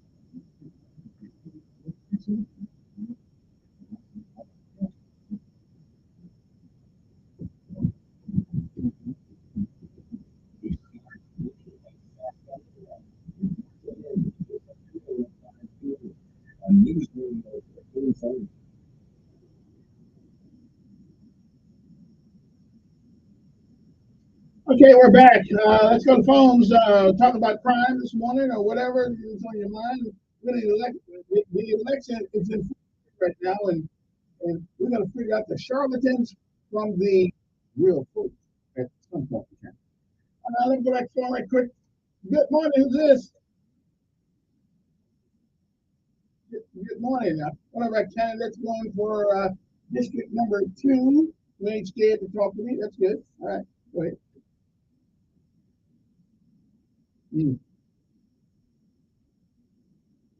Right. Yeah.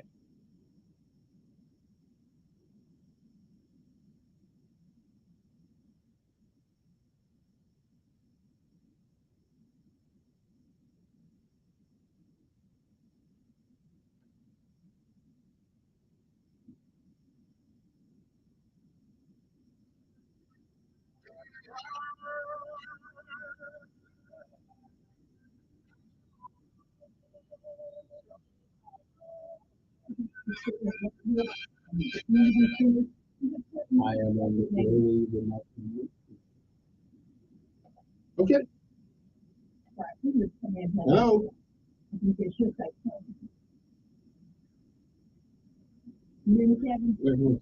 Yeah, I hear you. Somebody was calling me on my cell phone while I'm entertaining the people in my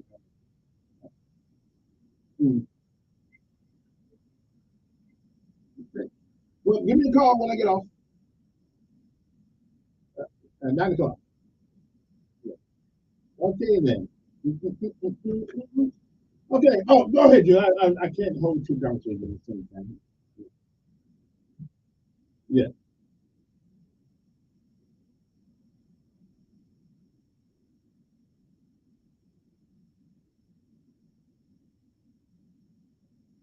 To the senior people. That's right. That's right. Even though I'm not. Yeah, absolutely. Well, 50 is a new 30, so we don't want that. Okay. Yeah, 60, I think. Okay, let's go 55. 55 and over, but 50 is young. We got people.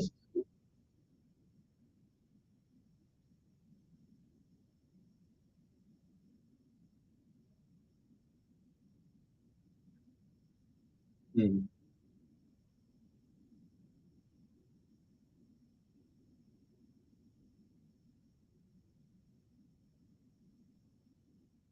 mm,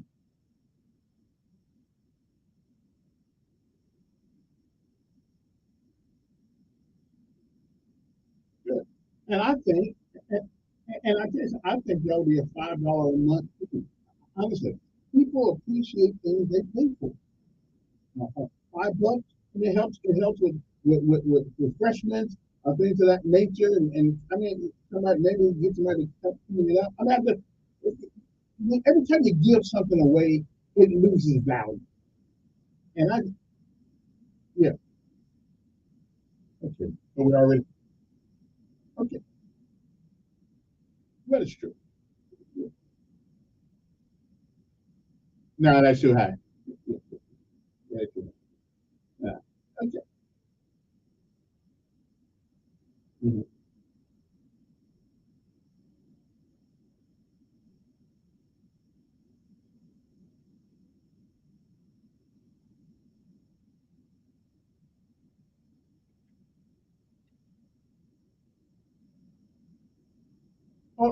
Okay. So the city police are okay.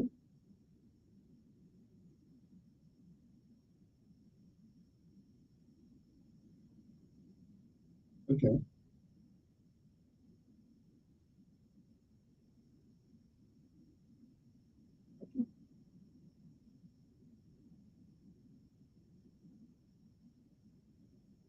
Okay. Okay. Well, listen, we're going to talk again. I know you're running for district number 2, but we need some ideas of how to make how to encourage people to join the police force. Because obviously, what we're doing is not working. So, right. All right. Thank you, Ms. Beard. Appreciate you. Good luck on your campaign there. It's 7:54 in the morning. Good morning. Who's this? Yes. Mhm.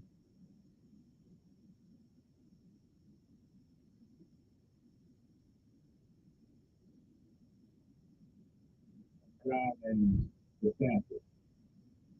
And his cousin is running for president. Worked with us for 3 years.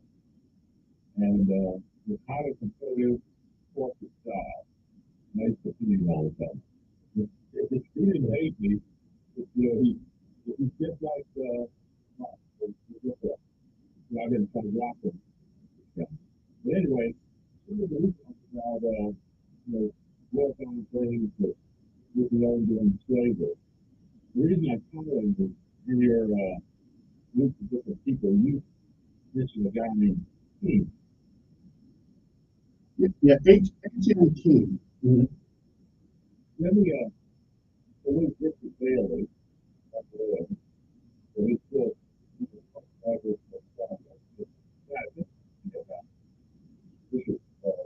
in that book. And he also had a politician build in Reconstruction. One of the first things in Alabama. The first thing I think. Richard really, he does this, he's not going to do it. And it's a shame that we can't put that in the city. There's another gentleman did here in Montgomery, where they took all the renters out of the Randall Williams. He's over there. What you need to do is you have to take the positive. If you take someone like Philip Hughes and all of the other people that came up with the system, so when you got here, if you took the same attitude, you were suffering. But not only that, but did the skills we brought with us. So we built everything. So in effect, we could build the force that this around where I was, we read about that. He was responsible for the KKK. And one of the main reasons I think was that the returned soldiers from the war being responsible for that and rebuild their families. Later by years, the returned soldiers were Jews, I remember it. And that's the core of what we need is something like that in our community.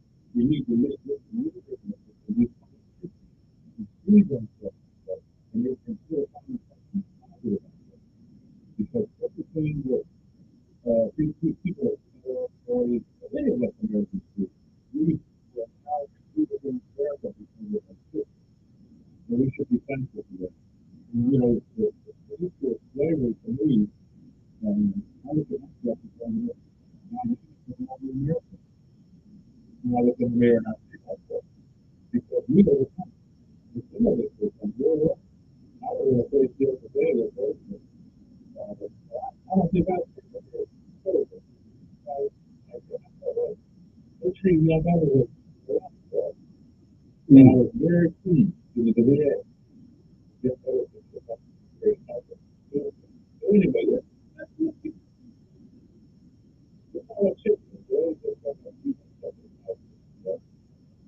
Okay, but the world's not all I mean, the world's not all positive. I mean, you know, without you can't have a positive without a negative. So I mean, it all you got to. I guess you got to spread it around. Yeah.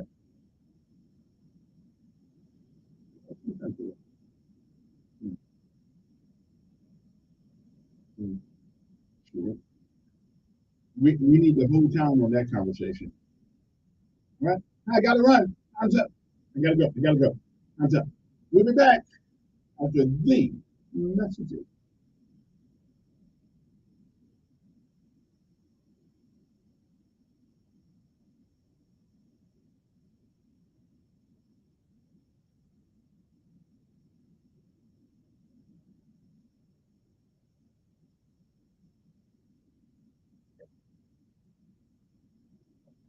News Radio 1440.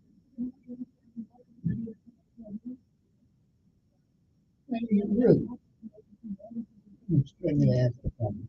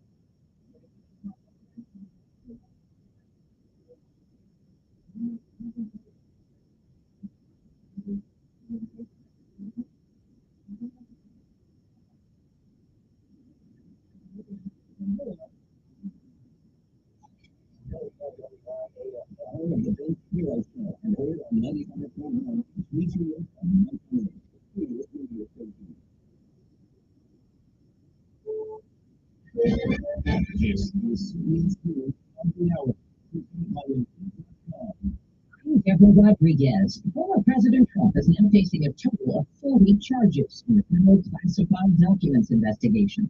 Correspondent Linda Kenyon has our top story. The updated indictment alleges Trump asked the property manager at his Mar-a-Lago estate to delete security camera footage in an effort to obstruct the federal investigation. The former president denies the wrongdoing and says the prosecution is just an effort to derail his 2024 presidential campaign. This is a two-tier system of injustice. Spoke on Breitbart tonight. Mr. Trump will appear with Florida Governor Ron DeSantis and other Republican presidential candidates at home in Iowa. Now, good news on the economy just now. The Federal Reserve's preferred inflation gauge dropped to its lowest level in more than 2 years last month. Yesterday, the Commerce Department reported better than expected growth. Temperatures searing the west have spread east, triggering new advisories and warnings. Odyssey meteorologist Kevin Elkins. Right over the top of this expansive heat dome will be an area of strong thunderstorms, and this basically is going to cover the upper Rockies and upper Great Plains all the way across through the Ohio Valley and western sections of Pennsylvania and New York State. It'll feel more like 100 degrees in New York City today. The NTSB says worn-out tracks that haven't been properly maintained or inspected caused a derailment 2 years ago. It killed 3 people and injured 49 others near Joplin, Montana. CBS's Jim Crisula. The severity of the injuries was made worse by the Amtrak train's lack of seatbelts and windows that weren't strong enough to keep passengers from being ejected when the train derailed. There's no sign the strike by unionized Hollywood workers is ending anytime soon. KLVR-TV's Hunter Swords is in Sacramento. On the steps of the state capitol, signs and shouts, captains and writers. Yes, we are going to continue people being able to make ends meet or not. Now, Governor Gavin Newsom wants to step in. Just 4.5 minutes of vigorous exercise a day could cut your chances of developing some cancer. CBS's Michael George. According to new research published in JAMA Oncology, that finds activities like vigorous housework, carrying heavy shopping around the grocery store, playing high-energy games with the kids can all be beneficial. Something new for airline passengers with visual disabilities. United is posting signage in Braille inside planes to make the flying experience more inclusive and accessible. It will be used to guide people with sight impairments to aisle seats and lavatories. S&P futures up. This is CBS News. Find great hires fast with Indeed. Their end-to-end hiring solution that makes it easy to attract, interview, and hire candidates all in the same place. Visit Indeed.com/credit. The mysteries is hard. Isn't unique to the Helios police streams here. This news isn't meant to be any detective. It's pulling the unfair killer versus mysteries, doing mystery and get there. It's interesting. The time favorites until the nearest seasons of research, witness, underground, very and My lips are sealed. millions of mysteries and doing. Feeling one of the few minutes of Yeah, I'm so stressed. Our business is growing. We've got people all over now. Oh my. What is that? Meditation? I'm recommending the UMA cloud phone system with auto attendant and more than 50 features. UMA? Yep. Switching to UMA is a cinch. Just $24.95 per month per user plus FTP. Now you're feeling it. Find small business call at UMA.com/radio. That's OOMA.com/radio. You never know what'll wake up when a Siberian permafrost comes. The BBC's Fiona Hansen. These three broadcast weekly tonight. Saber-tooth tigers and many mammoths were still alive. The significant amount of North America's information was covered by large sheets of ice. But the scientists in Germany said they provided the believed to be long-extinct worms that were trapped in a state called cryptobiosis. The organisms can shut down their own metabolism in poor conditions. The researchers determined the age of the worms by examining the storm in which they were buried. American cheese companies off the hook in court. A federal judge in Miami has tossed a lawsuit by Amanda Ramirez, who accused Kraft Heinz of misleading consumers with the promise its microwavable mac and cheese shells only take 3.5 minutes to heat up. She insisted it did include the time it takes to keep the lid off, add water, and stir in the cheese pouch. Deborah Rodriguez, CBS News.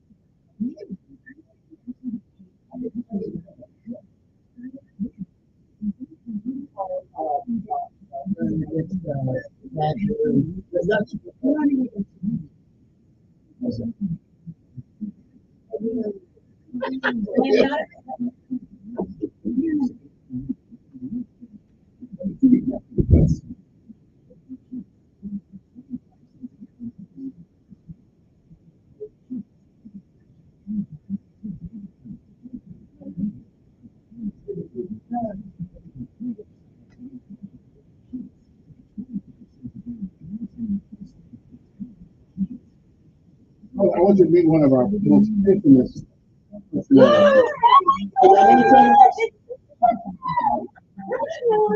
you know I know? Did you tell him?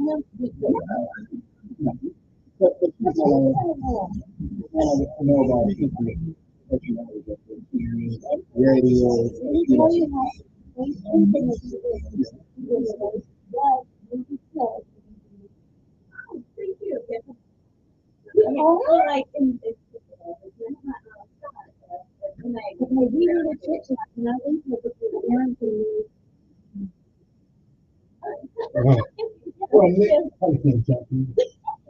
not only that, my son and daughter in law. Oh, we got a chick. Okay, yeah. Hey, let's see how you go. I'll see you on my way out. Okay, I made it. Come on.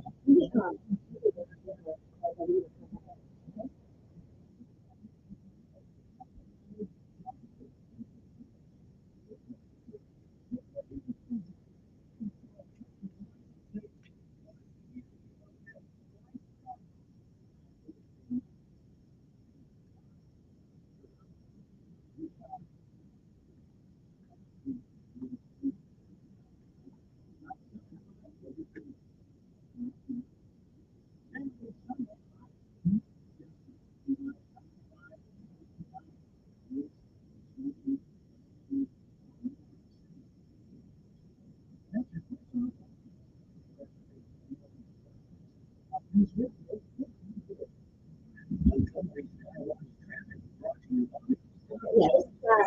email is still on there too. Yeah, I know the room. It's still there. I'm still been in Glendale. I never seen it because I'm on the other side of the oh, okay, yeah. I know, it is, isn't it?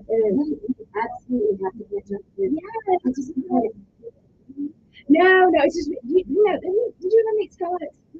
He teaches at the, no, he doesn't have a beard or anything. He teaches at Montgomery Academy. He's the drama director. So that's how I end up doing his choreography for him. And he has music with him. It's great. I help him out. So, so you did Sarah Underwood. I mean, right, we used to be Underwood. I don't know what her name is now. So God. Did she do that? That name sounds familiar. I think middle school. I feel like I should do that. She's fabulous. Like middle school. Okay. Yeah, I would have thought y'all would have done that. Yeah. Oh, sorry. I'm so happy you just. Yeah. I'm on Nick over there in the other station. Yeah. Radio, TV personality. Yeah. That's actually, I'm going to shoot it. I also report for a show called Country Comes on TV. I'm gonna start watching it. I have no idea. No idea. Well, we gotta go on. Let's do it. Okay. So yeah, myself. Like I said, this is a blessing. Yeah. That's wonderful to see you again. It's been too long. So maybe you'll see more of it. Yes. You take care. Thank you.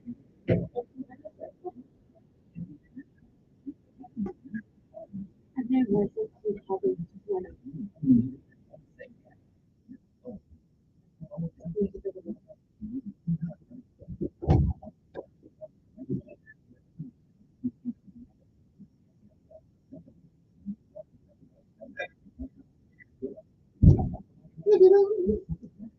Oh, you from Montgomery?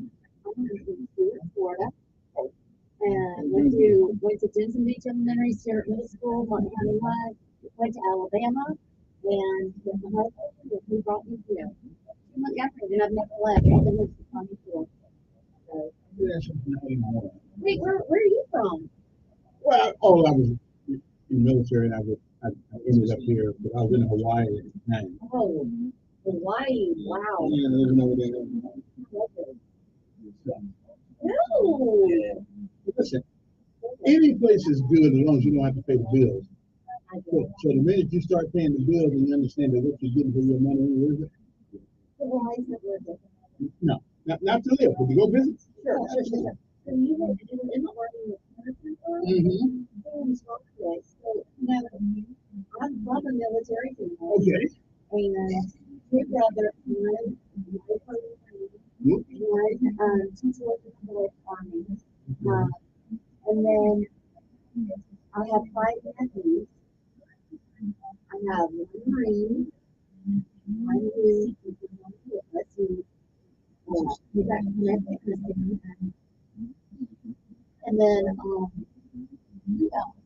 three Armies. And everything was about service growing up. We're from a family of 8. And I had kids that kind of mentality.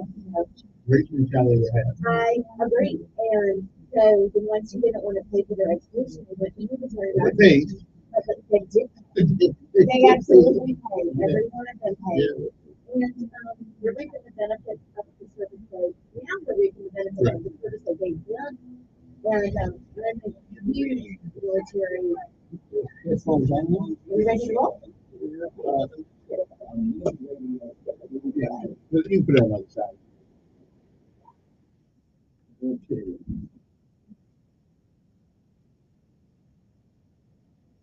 And we're back. Okay, I was right, ladies and gentlemen. I do have a guest this morning. Sometimes my mind ain't right. Sometimes I forget where I'm going and things of that nature. So that's one of these cases. But I do. That's why I always do it at 8 o'clock. Give me a chance to reconcile my thoughts and prognosticate and everything else. It's 8:12 in the morning. Our special guest now you got to come a little closer and deal to that microphone there. And now tell the folks who you are. Good morning. Good morning, and thank you for having me on the show. My name is Darlene Steyer. Mhm. I live in District 9. I'm running for City Council. I've lived there for 29 years, so I know that district in and out, neighborhood by neighborhood, tons of friends, tons of partners along the way in community action and community events. I'm a mortgage lender. I've been in finance and mortgages for about 30 years. Originally from, born in Manassas, Virginia. Familiar with it. Then went down to Florida for a good bit, did all my elementary, middle school, and high school in South Florida. And then went to the University of Alabama, and that's all she had. I never left. That's the voice of the Birmingham, and then to Montgomery, and Montgomery's been my home there again for almost 30 years. I love it here. This is my town. This is my city. I have many opportunities to leave, and I just don't want to leave. I love my people. That's good. I mean, it's really good. I like it here too. As a matter of fact, something about Montgomery. Once you get here, it's difficult to leave. I mean, I agree. For the most part, it's a pretty good city, but like any other city, now we have issues, and the question is the way to deal with the issues, not leave them, but I agree. You would think of some of that stuff. So you are running in District 9, which right now is probably the longest running councilman down there who's the incumbent. Why do you think? What do you feel is not being done?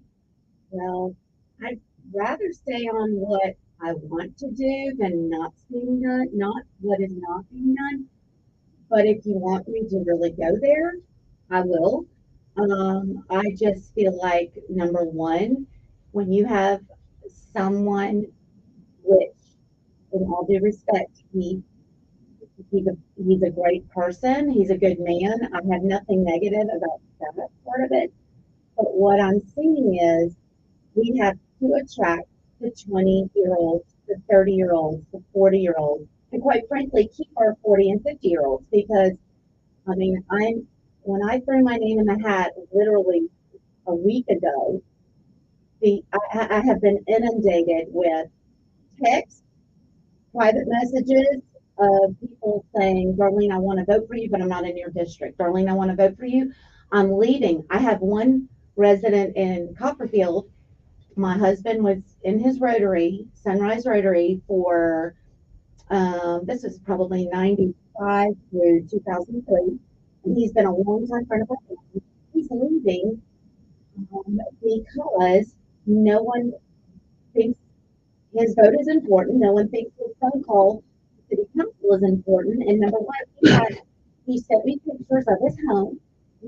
I've been to parties at his home for Rotary. There are construction vehicles. There are all kinds of things that have been left and parked and complained for year in and year out. But because maybe he's not in a high pollutant area or whatever, or maybe people just get complacent and don't think their vote counts. They don't think that person counts. And it breaks my heart. He's leaving. He's living in Pike Road. He didn't want to move. He's been in that house for 30 years. Did not want to move. He made his complaints to the city. The city did not listen. I'm not throwing eggs at anyone because, as a council person, you probably do get a lot of phone calls. But when you take someone who is a wealthy person's phone call, which I've heard of, and you get the services that someone in Copperfield doesn't get, well, it's time to start listening to everyone. I just, yeah. Well, that's one little phone call, but there's probably 10 things. I've been at the county commission on stuff. My record is there. I've gone to city council when they added the 15th Walmart in this town. That's a joke. I know they're not 15, so don't start writing me and calling me and saying there's 15 Walmarts. I know how many Walmarts are. But I went when they put another one in my neighborhood. I said, we don't need that. It's going to drive out Winn-Dixie. It's going to drive out Montrose. And at that time, we had Earth Fair. Well, we no longer have Earth Fair, a healthful choice for people who can afford afford it. I'm sorry it is expensive, but there are people who are vegan. There are people who have certain, we have a very, very eclectic, diverse group in Montgomery, and we need these places. So you put another Walmart in, and guess what? Earth Fair went out, I don't even know, just as I expected. And then crime there, I go to Walmart too, but crime came in as well. So I'm just saying, I know what it's like to go up against the council. I know what it's like to go up against the commission. I've asked for money for other things as recently as April.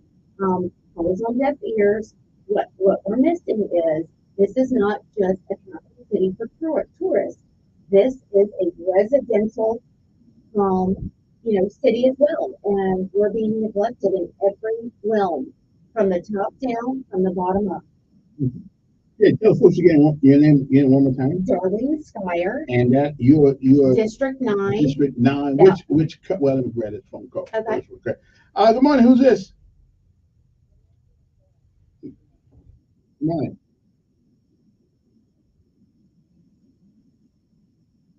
Oh, nice. Nice.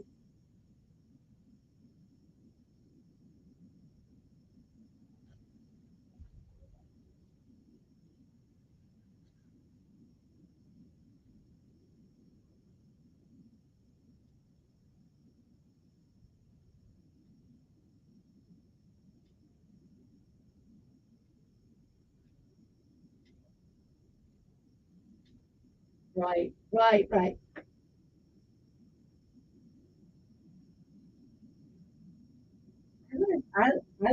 I would actually welcome that. I have nothing to hide, and ask me anything. I may say I don't know the answer, but I will find out and call you back. And that's really all it takes. Do some digging, do some research, and I think the orientation class would be great. I have only been to one meeting thus far. I entered the race 1 week ago, 1 week, 2 days ago, and I've been to one meeting with, actually 2 meetings with candidates, and I would have to agree with you on that without going any further.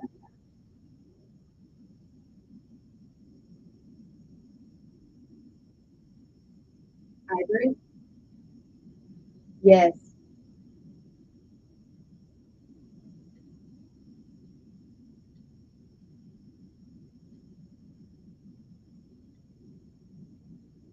Well, I think that there's a lot of tug and pull for power. I think if the mayor is trying to do something fabulous, which I will, I will say a lot of good has come about with Mayor Reed. And then you have the council, individuals will bring about a good, idea, but it seems like nobody wants to give up the power to say, that's a really good idea. Let's explore that. What can we do to get this accomplished together for the people? Not special interests. And that's what I've already, come up against in trying to raise money for my campaign. So, no, I can't support you. And quite frankly, this was a quote 2 days ago. So this is going as far as me asking for support in a group I am in and a youth paying member. And, maybe it's I'm female, maybe it's I'm bossy. I don't know. But, shaking the leaves makes people nervous. Okay. So, yeah.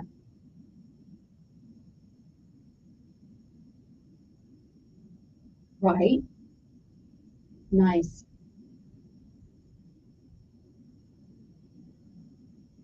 Orientation would be great because then we can put those ideas out there in the forefront. All right. Thank you, Ms. Daisy. Appreciate it. 860-1440 is our number this morning. Our guest is a candidate who wants to be your next city council person in district number 9. One thing about you, you have a bunch of ideas, which is good. Ideas are good. And the mayor brought up what's called NDO, a non-discrimination ordinance. when we first got in. I helped shoot it down. It was to give certain people that they thought they were this and they thought they were that, and then okay, let's go, let's have a kumbaya moment, and not basically it was what the law always. You cannot discriminate against people now because of their sexual orientation, because of their whatever weird things they want to do. That's fine. All I want to do is whatever the case may be. Would you be in favor of such an ordinance, since most of the things he wanted is already covered under federal law? I feel like for me, my husband is Jewish. I am a Christian. So how's that working out? Well, you ready? 28 years married, 31 together. So yeah. But I feel like, maybe perhaps federal law is, in my opinion, I feel like federal law is catching it all. I don't feel like, well, first of all, I wouldn't shop at a place that didn't want me.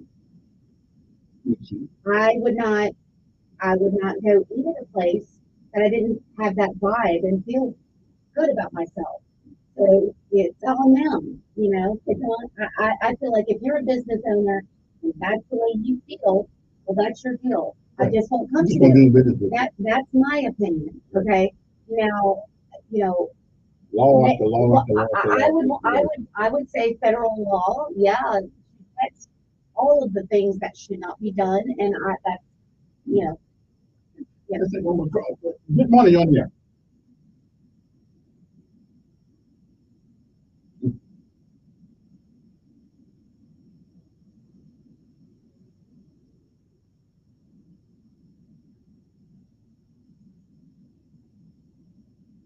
Okay, thank you.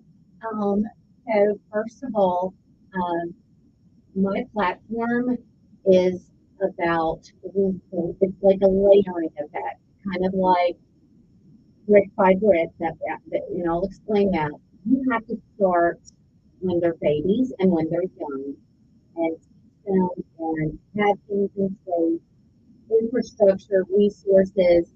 I feel like all the cities I've been to with safe environments around, they have boys clubs, they have YMCA, they have, hands-on learning after school. They have those third spaces, the green spaces, third spaces such as libraries right after school. I mean, that's what I did after school. Left school, went to the library, studied, and then my mom came and picked me up. Or leave school, if we're talking about an area that is impoverished, maybe you have a program in place where there is a transportation system taking them to that library, to that third space. Oh, well, there are lots of those spaces. Well, that's why I want to be on the city council, because I want to see where this money is really going to. I think that there are one side of town that desperately needs tutoring and mentoring for parents. I was privy and fortunate enough to be in a program, be leading in a program years ago, National Council of Jewish Women. We headed up a group called Hippie, and what we did was go in for one area was the Smiley Court and other areas on that west side of town, and we taught these parents how to parent. And it was a gradual program, and then there was a graduation at the end of the year, and we had a lot of success with that. That was under Mayor Fulmer. And we handed it off to a bigger organization, and I don't really know what happened to it after that. Kind of like when Jubilee started, I believe it was Junior League and NCJW, and it was several women's groups and other groups who started Jubilee. We handed it off to possibly the city, and then it died. These are things that are missing that were here, and I don't know what year you got here, but there are a lot of things like that are missing, and I think after school programs, that's where you start. I think getting them young, having options. Yeah. Let me take another call. Our guest is Darlene Schreier. She's running for City Council, District Number 9. Good morning. Who's this? Good morning.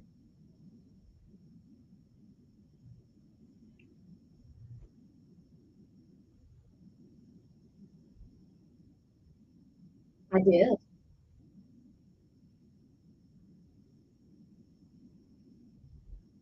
Well, for one, I would say that a new option like water rafting, that's a great economic feat.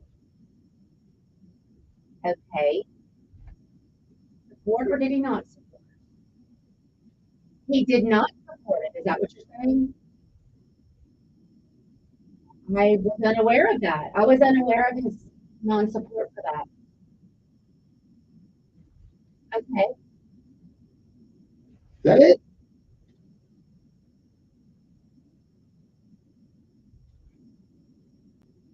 Well, let's go here.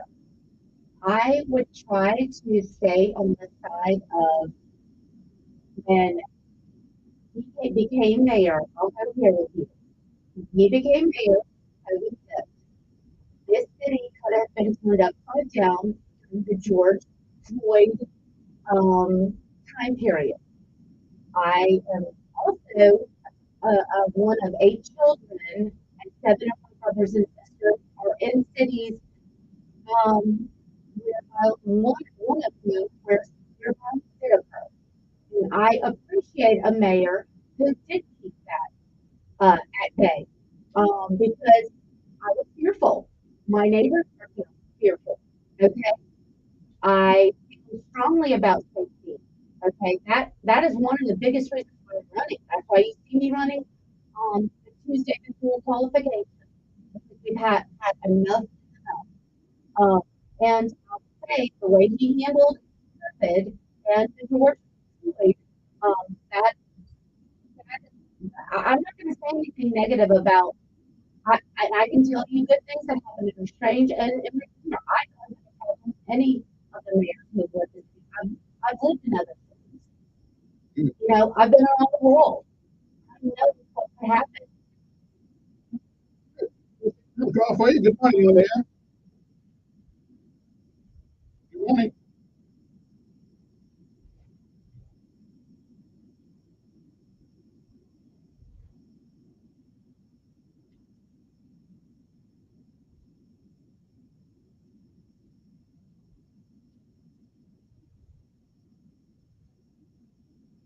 Hello, good morning.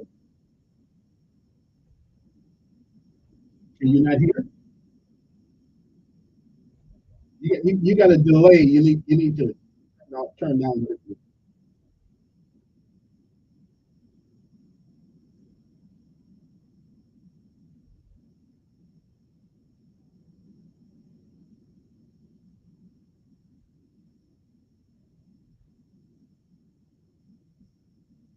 I never said time is right or fair is not. I think you mentioned it. Walmart.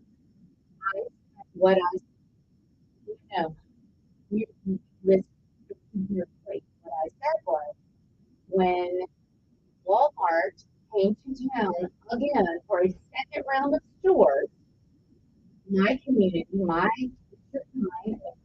of concerned parents and mothers and husbands went to city council to fight the number of Walmarts coming to our town for fear that it would put Earth Fair, Winn-Dixie, and our very favorite local grocery store, Renfro's, out of business.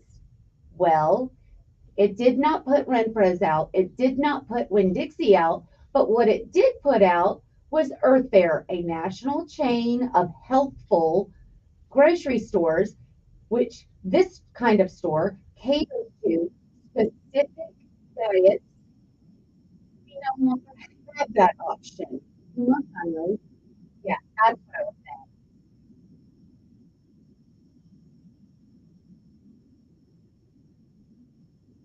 I don't Personally, I don't shop at Walmart, but I do get gas there from time to time. Yes.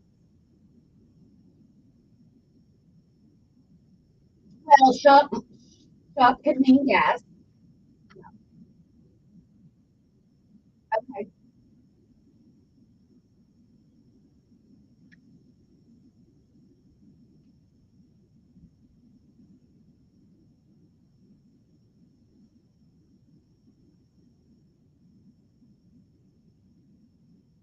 But listen, I can't go through a whole. We got a bunch of calls. But, but ask her a question though. Ask her a question. And I don't have a bunch of. I got a bunch of calls. So, no. You ask a question. I don't need a soliloquy. I just.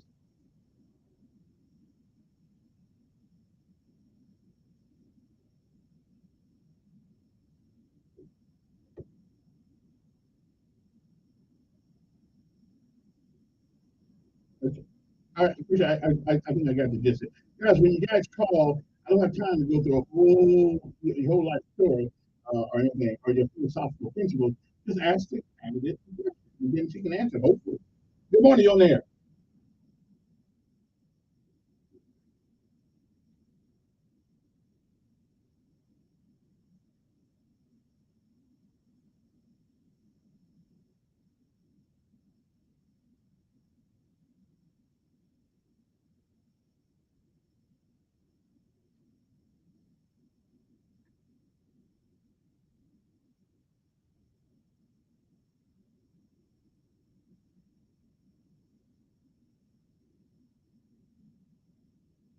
All right, appreciate that. Another call, I guess, Darlene Spire running for District Number 7. Turn on your radio there. District 9. Good morning. Good morning.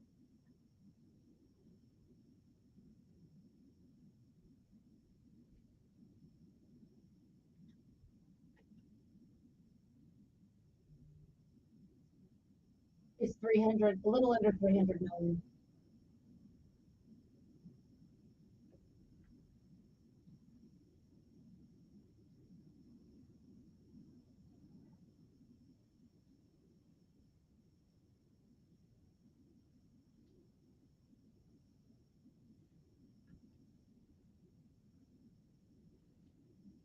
Number one, I have never voted for a party particularly. I only vote for a person, and that's from the president on down. So I've never voted yeah, I don't vote a straight ticket. I never have. I never will. And I don't have to claim a party on this particular race.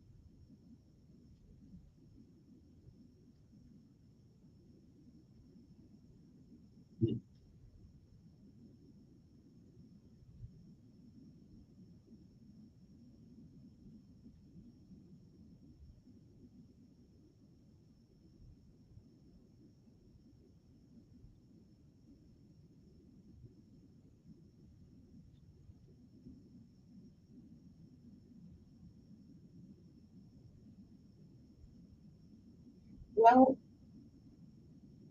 well, I appreciate the call, and what I'm thinking is across the board, and every research I've done on different cities, you can load up as many police officers as you want, but there's only so many people you can put in jail. There's only so many times you can arrest people because there's just not capacity, and you got to put them back out on the street.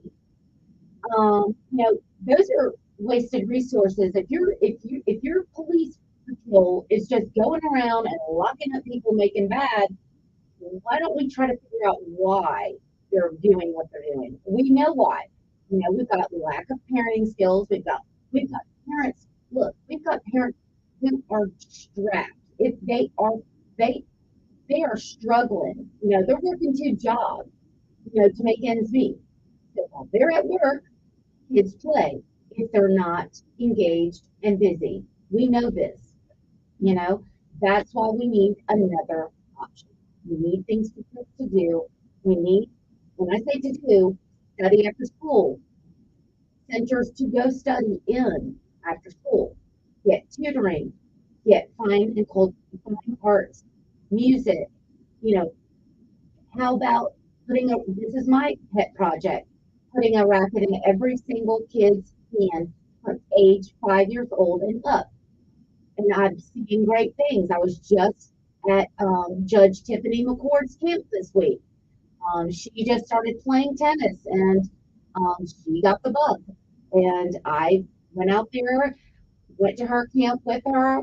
I could not believe my eyes. It was one of the things I've been trying to show what we could do together as a city. Now I said to Tiffany, Tiffany, this is fabulous. I had tears in my eyes. I love seeing a racket in every child's hand. But here's the problem. We don't have any courts for these kids. We already have struggles. All the private schools and all the public schools are on these courts. We need courts. We need infrastructure. We need rec facilities, upgrades. And with that, I got to take a break, and we'll be back 8:39 in the morning. Our guest is one is Darlene Schreier, who wants to be your next city council person in District Number 9. 860-1440, or you can text me 241-9998, and I'll pass your question home. We got to take a break. We'll be back.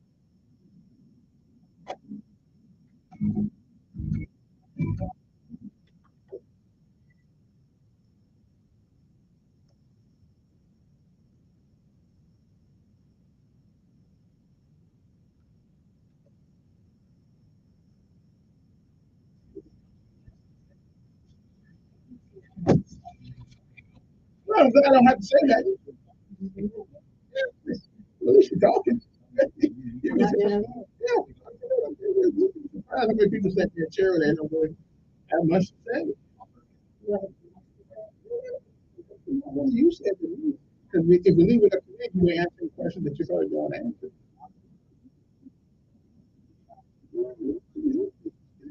Well, at least you can articulate what you want to do or what you're trying to do. Yeah.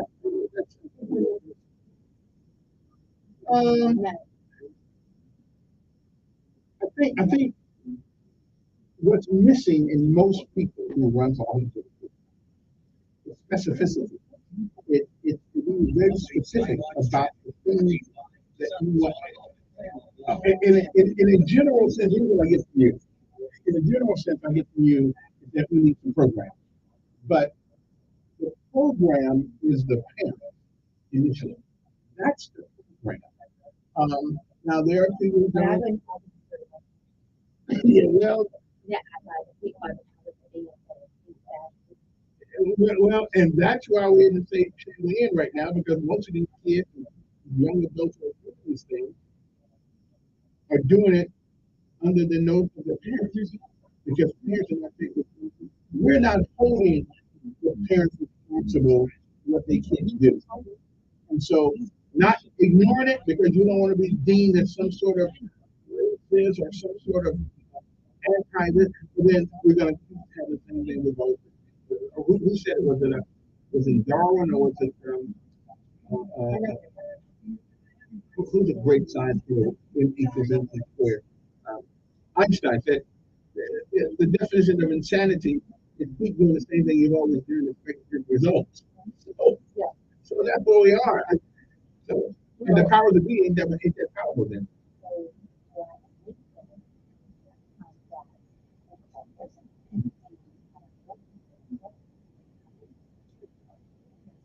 See, that's to me.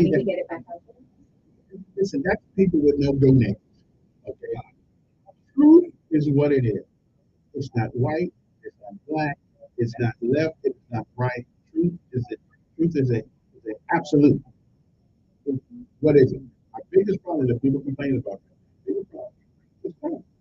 Well, one of the ways to make that is to start holding parents responsible for what their kids do. would go to the, when they're trying to involve and stuff. I have a parent in court with the child. Same time, the child go to court. You start losing enough money for your job if you can't be there. Are you going to figure out two or three things? You're going to get hold of those kids, or you're going to send them to DYS. Okay? Because they won't mind. If they won't mind, let them get some discipline. Let them get some. But this.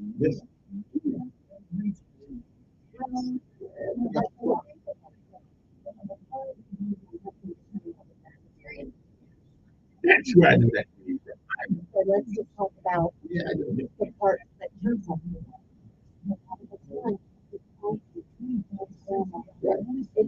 Whoever's in charge of them needs to go to court with them. Yeah. That ain't our problem, but they're making it our problem because we're affected by the things that they do. But if we made it primarily their problem, because if you got to be in court every time you let them know that kid does something crazy, then you get tired of that. And your job then is to access those resources, such as DYS, Department of Health and Human Resources, stuff like that. As long as you've made an effort to manage that child, and he may be unmanageable, then as long as that's on paper, then I think you resolve yourself some of the responsibility, not all of it, but some of it. And then we put them in DYS and let them get some discipline. Let them know what it's like not to be able to leave anytime you want to, and not to play PlayStation anytime you want to. No, you go. Yeah, I'm not really think about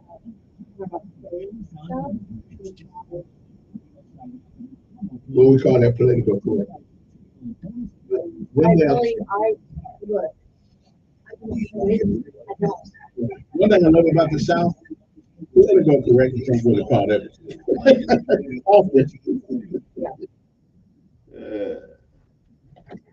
Okay, we're back. Our guest is Diane Skyer, Darlene, not Diane, but Darlene Skyer, who wants to be your next city council person for District Number 9. You like the phone, get your calls right there, but I'm glad, hey, she's answering her own question there. I don't have to ask anything. So, good morning on there. I'm doing fine. Yes.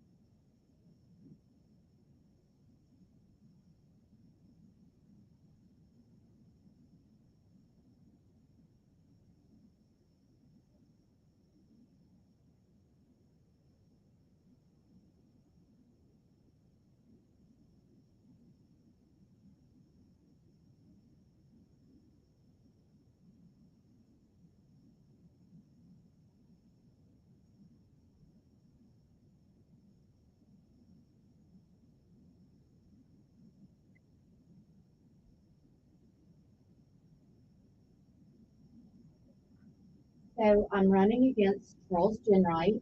He is a 33-year incumbent, 77 years old. He lives 2 streets over from me in my neighborhood. He's a good person. I mean, I have nothing to say except right.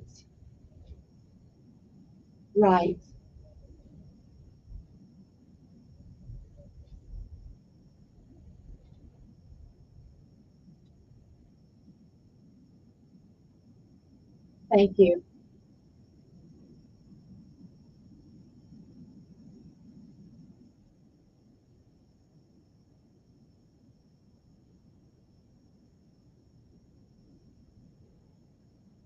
I've done the work.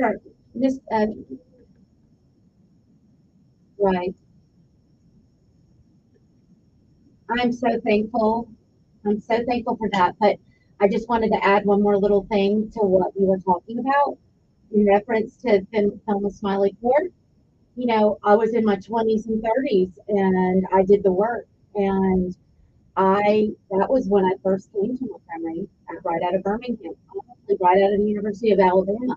I had no idea what, poverty and what all those things were about. But I learned when I got here and I saw all these wonderful women's groups in particular. There were tons of great groups in Montgomery, but these women's groups that I was part of, whether it was the Junior League of Montgomery, whether it was Hippie, that's the program that went into these communities and taught these parents how to parent. I know, I know. Yes, yes, I want it to. Thank you, thank you. Well, that's why I'm doing something about it because I was the biggest complainer. I mean, I was posting regularly, I got a Yeah. text for you. Many feel as though District 9 with gender rights is very well represented regarding the resources. Many of your programs seem to be for the greater Montgomery. Is that why you're running to help Montgomery as a greater, to be a greater community? Listen, I put in 9 because here we go. When I came to Montgomery, I loved the Cloverdale side of town and I loved everything old and historical. And my husband is not a fix-it guy. And he asked me to marry him. He said, I love these houses, but I'm not a fix-it guy. I can't do it. And so we went to the other side of town where, there was a new house in Eastern Forest. That was my first home. And I lived there for 9 years. And I love that community, but I also run to all the communities. I do different work. I support the Humane Shelter. I support Reality and Truth Ministry. There's so many different things that I do, and plus I lend money all over the city of Houston. Yes, I live in 9, and I love 9, and everything is for the betterment of all the communities. So if I'm helping every side of town, that means 9 is going to be just as strong. We're going to have crime. Things are going to come. Infrastructure is going to come in every area. If I'm fighting for courts, it's courts for, and that's the last thing I've, been fighting for is to get Parks and Recs up to par. It's not right. Go to any capital city, nothing, it looks like a bomb went off at Lagoon and O'Connor. Not fair to the citizens. My side of town has no place to play. West side of town has no place to play. I'm fighting for everyone in this city, not just 9, but what I'm hearing what 9 wants. 9 wants better rec. And how about an indoor track? How about a sportsplex with multiple sports? There are things we are missing. We are a capital city and we don't have it. Let me ask you a question. You as a city council person, by yourself, can't do much anything. Right. Nobody can. Right. Nobody. So, how are you going to make a difference for 9, being that you're one person like the person that's in there? Explain to me what that's going to look like. Well, I will say this. I've done the work on the ground with multiple organizations, past and present. I want to re-engage the ones, first of all, but the ones I'm presently working with, my ears are wide open all the time, listening to their voices and their concerns. And every single person I have spoken with has either said, "Go Dar, you can do it. We need a change. Why do we need a change? Crime is a problem. Okay, infrastructure is a problem. Roads are a problem." I'm listening to everyone every day. If you're only hearing roads and an expensive, facility, such as, well, we won't get into the policy and things here, but if you're only hearing what, I don't know what special interests are out there because I'm not a politician, but I want what Montgomery wants. I want what 9 wants. I want what other districts want, and that is safety, infrastructure, safe places for the kids to be after school. You know, I want parent programs in place. Keep parents have a parent, get a ring on their kids. Everything I'm hearing since I've thrown my name in the hat all revolves back to safety of the community and infrastructure. Somebody wants me to ask you via text, would you be willing to ask that the paint around the fountain, the BLM paint, be removed? Someone just made me aware of this. Honestly, you know, I'm down here a lot, but you know, I don't, I didn't even see that. I need to take a look at it and I need to talk to people. And that's another thing. So what I want may not be what you want. We need to talk. How about you know, get some conversation in the neighborhoods and in my district and bring it back to council and say, this is what my district wants, and this is how many votes we have to get rid of whatever you're talking about. You know, I'm not familiar with what you're talking about. Let's take another call here. Good morning, in there with Darwin Scott.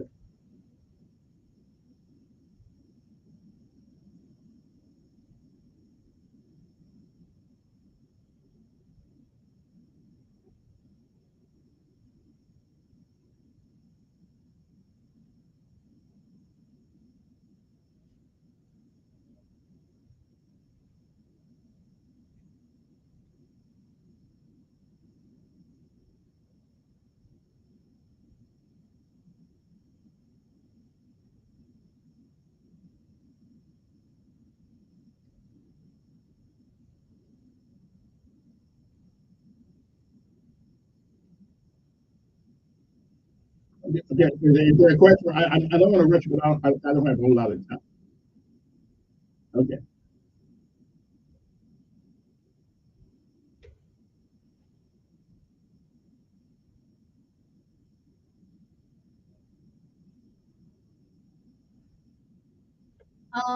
The first day, because I'm not a politician, I would definitely need to see what, and I'm listening. I need to prioritize what District 9 is telling me as a whole. I'm going Bellwood, I'm going Boudoir, I'm going Halcyon, Summit, you know, Copperfield, all neighborhood by neighborhood. And we need to find out what our people, what their voice wants. It's not what I want.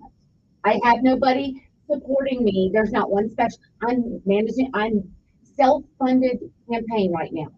You know, I want what my people and our community wants. That's what, you know, so I don't have an agenda as to what my first thing would be, but it's going to relate to public safety. You know, I have a feeling that's where it's going to start at, crime. Okay. We'll take another call. Good morning, you're on air. Yes. Yes.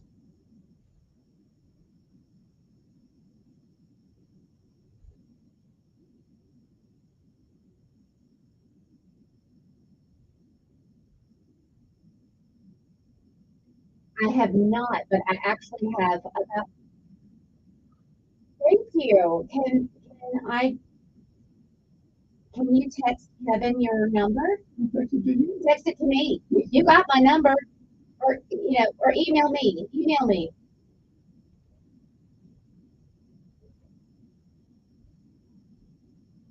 Well, there are two very large billboards. I would love to come to your community. I would absolutely love it. Yeah. Not at the moment. Oh, Ed. Ed. Oh, Ed. What's up, dog? I didn't know you was out there. You know, that's why I don't meet you, because I'm in the hood. You out there in the, I ain't mad at you. Yeah. Yeah. I got you. I got you. Listen, I'll get her number and give it to you. Okay. Thank you, Ed. Appreciate it. Appreciate it. All right. Appreciate it. Good morning on air. Okay. Hey, one call with you. I got one more. I got one call with you because we got about a minute left. Good morning, you on air. Okay. Well, listen, There are many more questions we can go through, but we are out of time. Give you the last word. You got 45 seconds. Tell people why they should vote for you. I think it's time for change. It's very simple, you know, fresh ideas. Crime is the main purpose. That is what is driving me, and I'm watching my friends leave daily to other cities. I want people to come back. I, as people move to Pike Road, I'm saying, I know you're going to come back one day. Why? Because I want to help put these programs in place and help put the infrastructure back to where it was in the 90s. That so first, I want to tell you that youth initiatives are my main focus. Parental programs, improving parks and recreation. And that means our time is up. Can't get them all. Thank you. All right. Darlene Schreier, District number 910.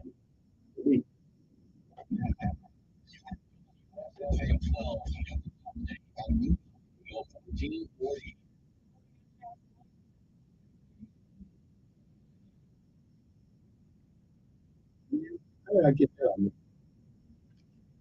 I think I. Oh well. Are we done? Yeah. Oh, I gotta go find my.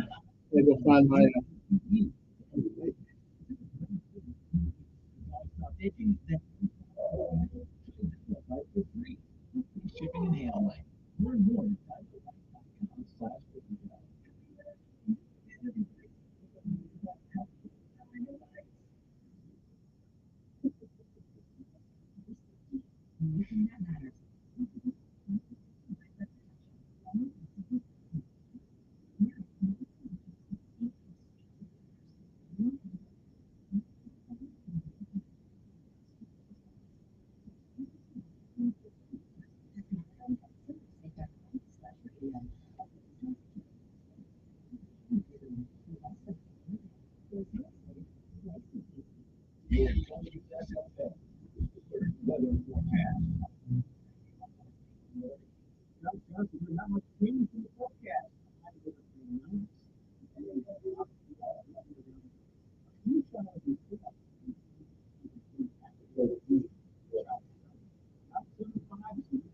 Oh, wait a minute.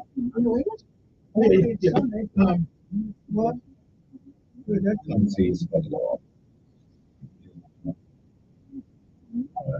Well, Thank pleasure, you. pleasure meeting you. It's been a pleasure. I'll take it. Oh, I didn't see that. Well, thank you so much. It's been lovely meeting you. And good to see you. Good to meet you.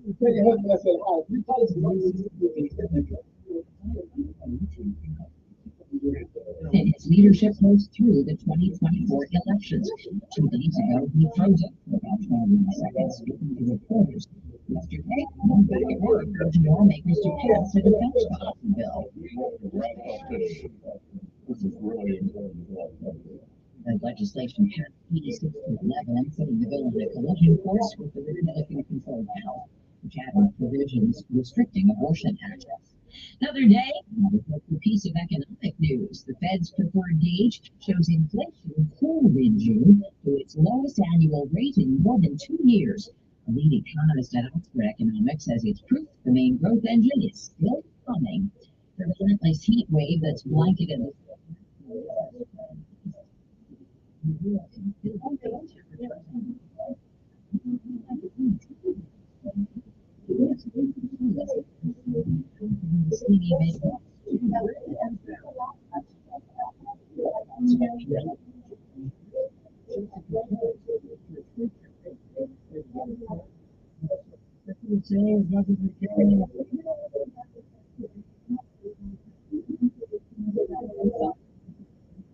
the medical breakthroughs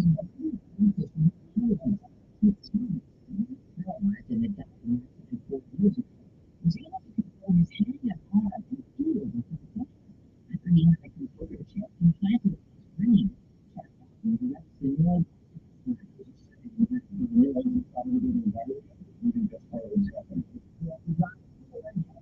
WWJ's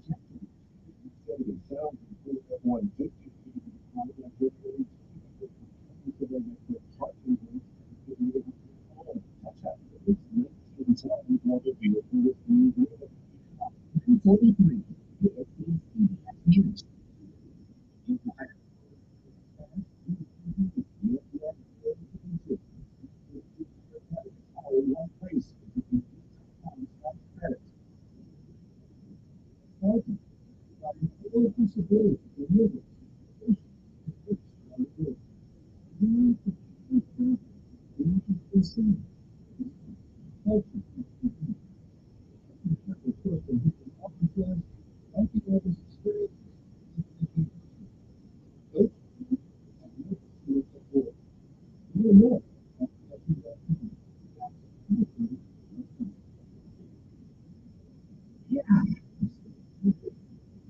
You've got people all over who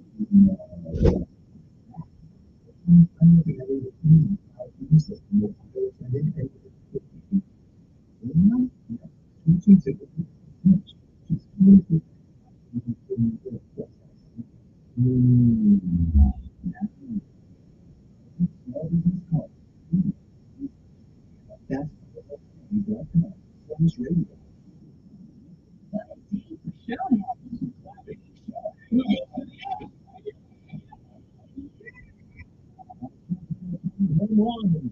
That's radio. And remember, he was shut out in game one of his comeback. A 6-0 shutout, his first in the big leagues. But in game two, he still wasn't done on Valley Sports. Oh, he got another one!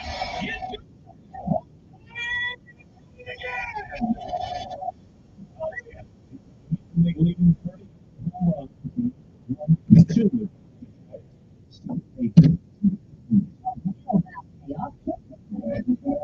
Well,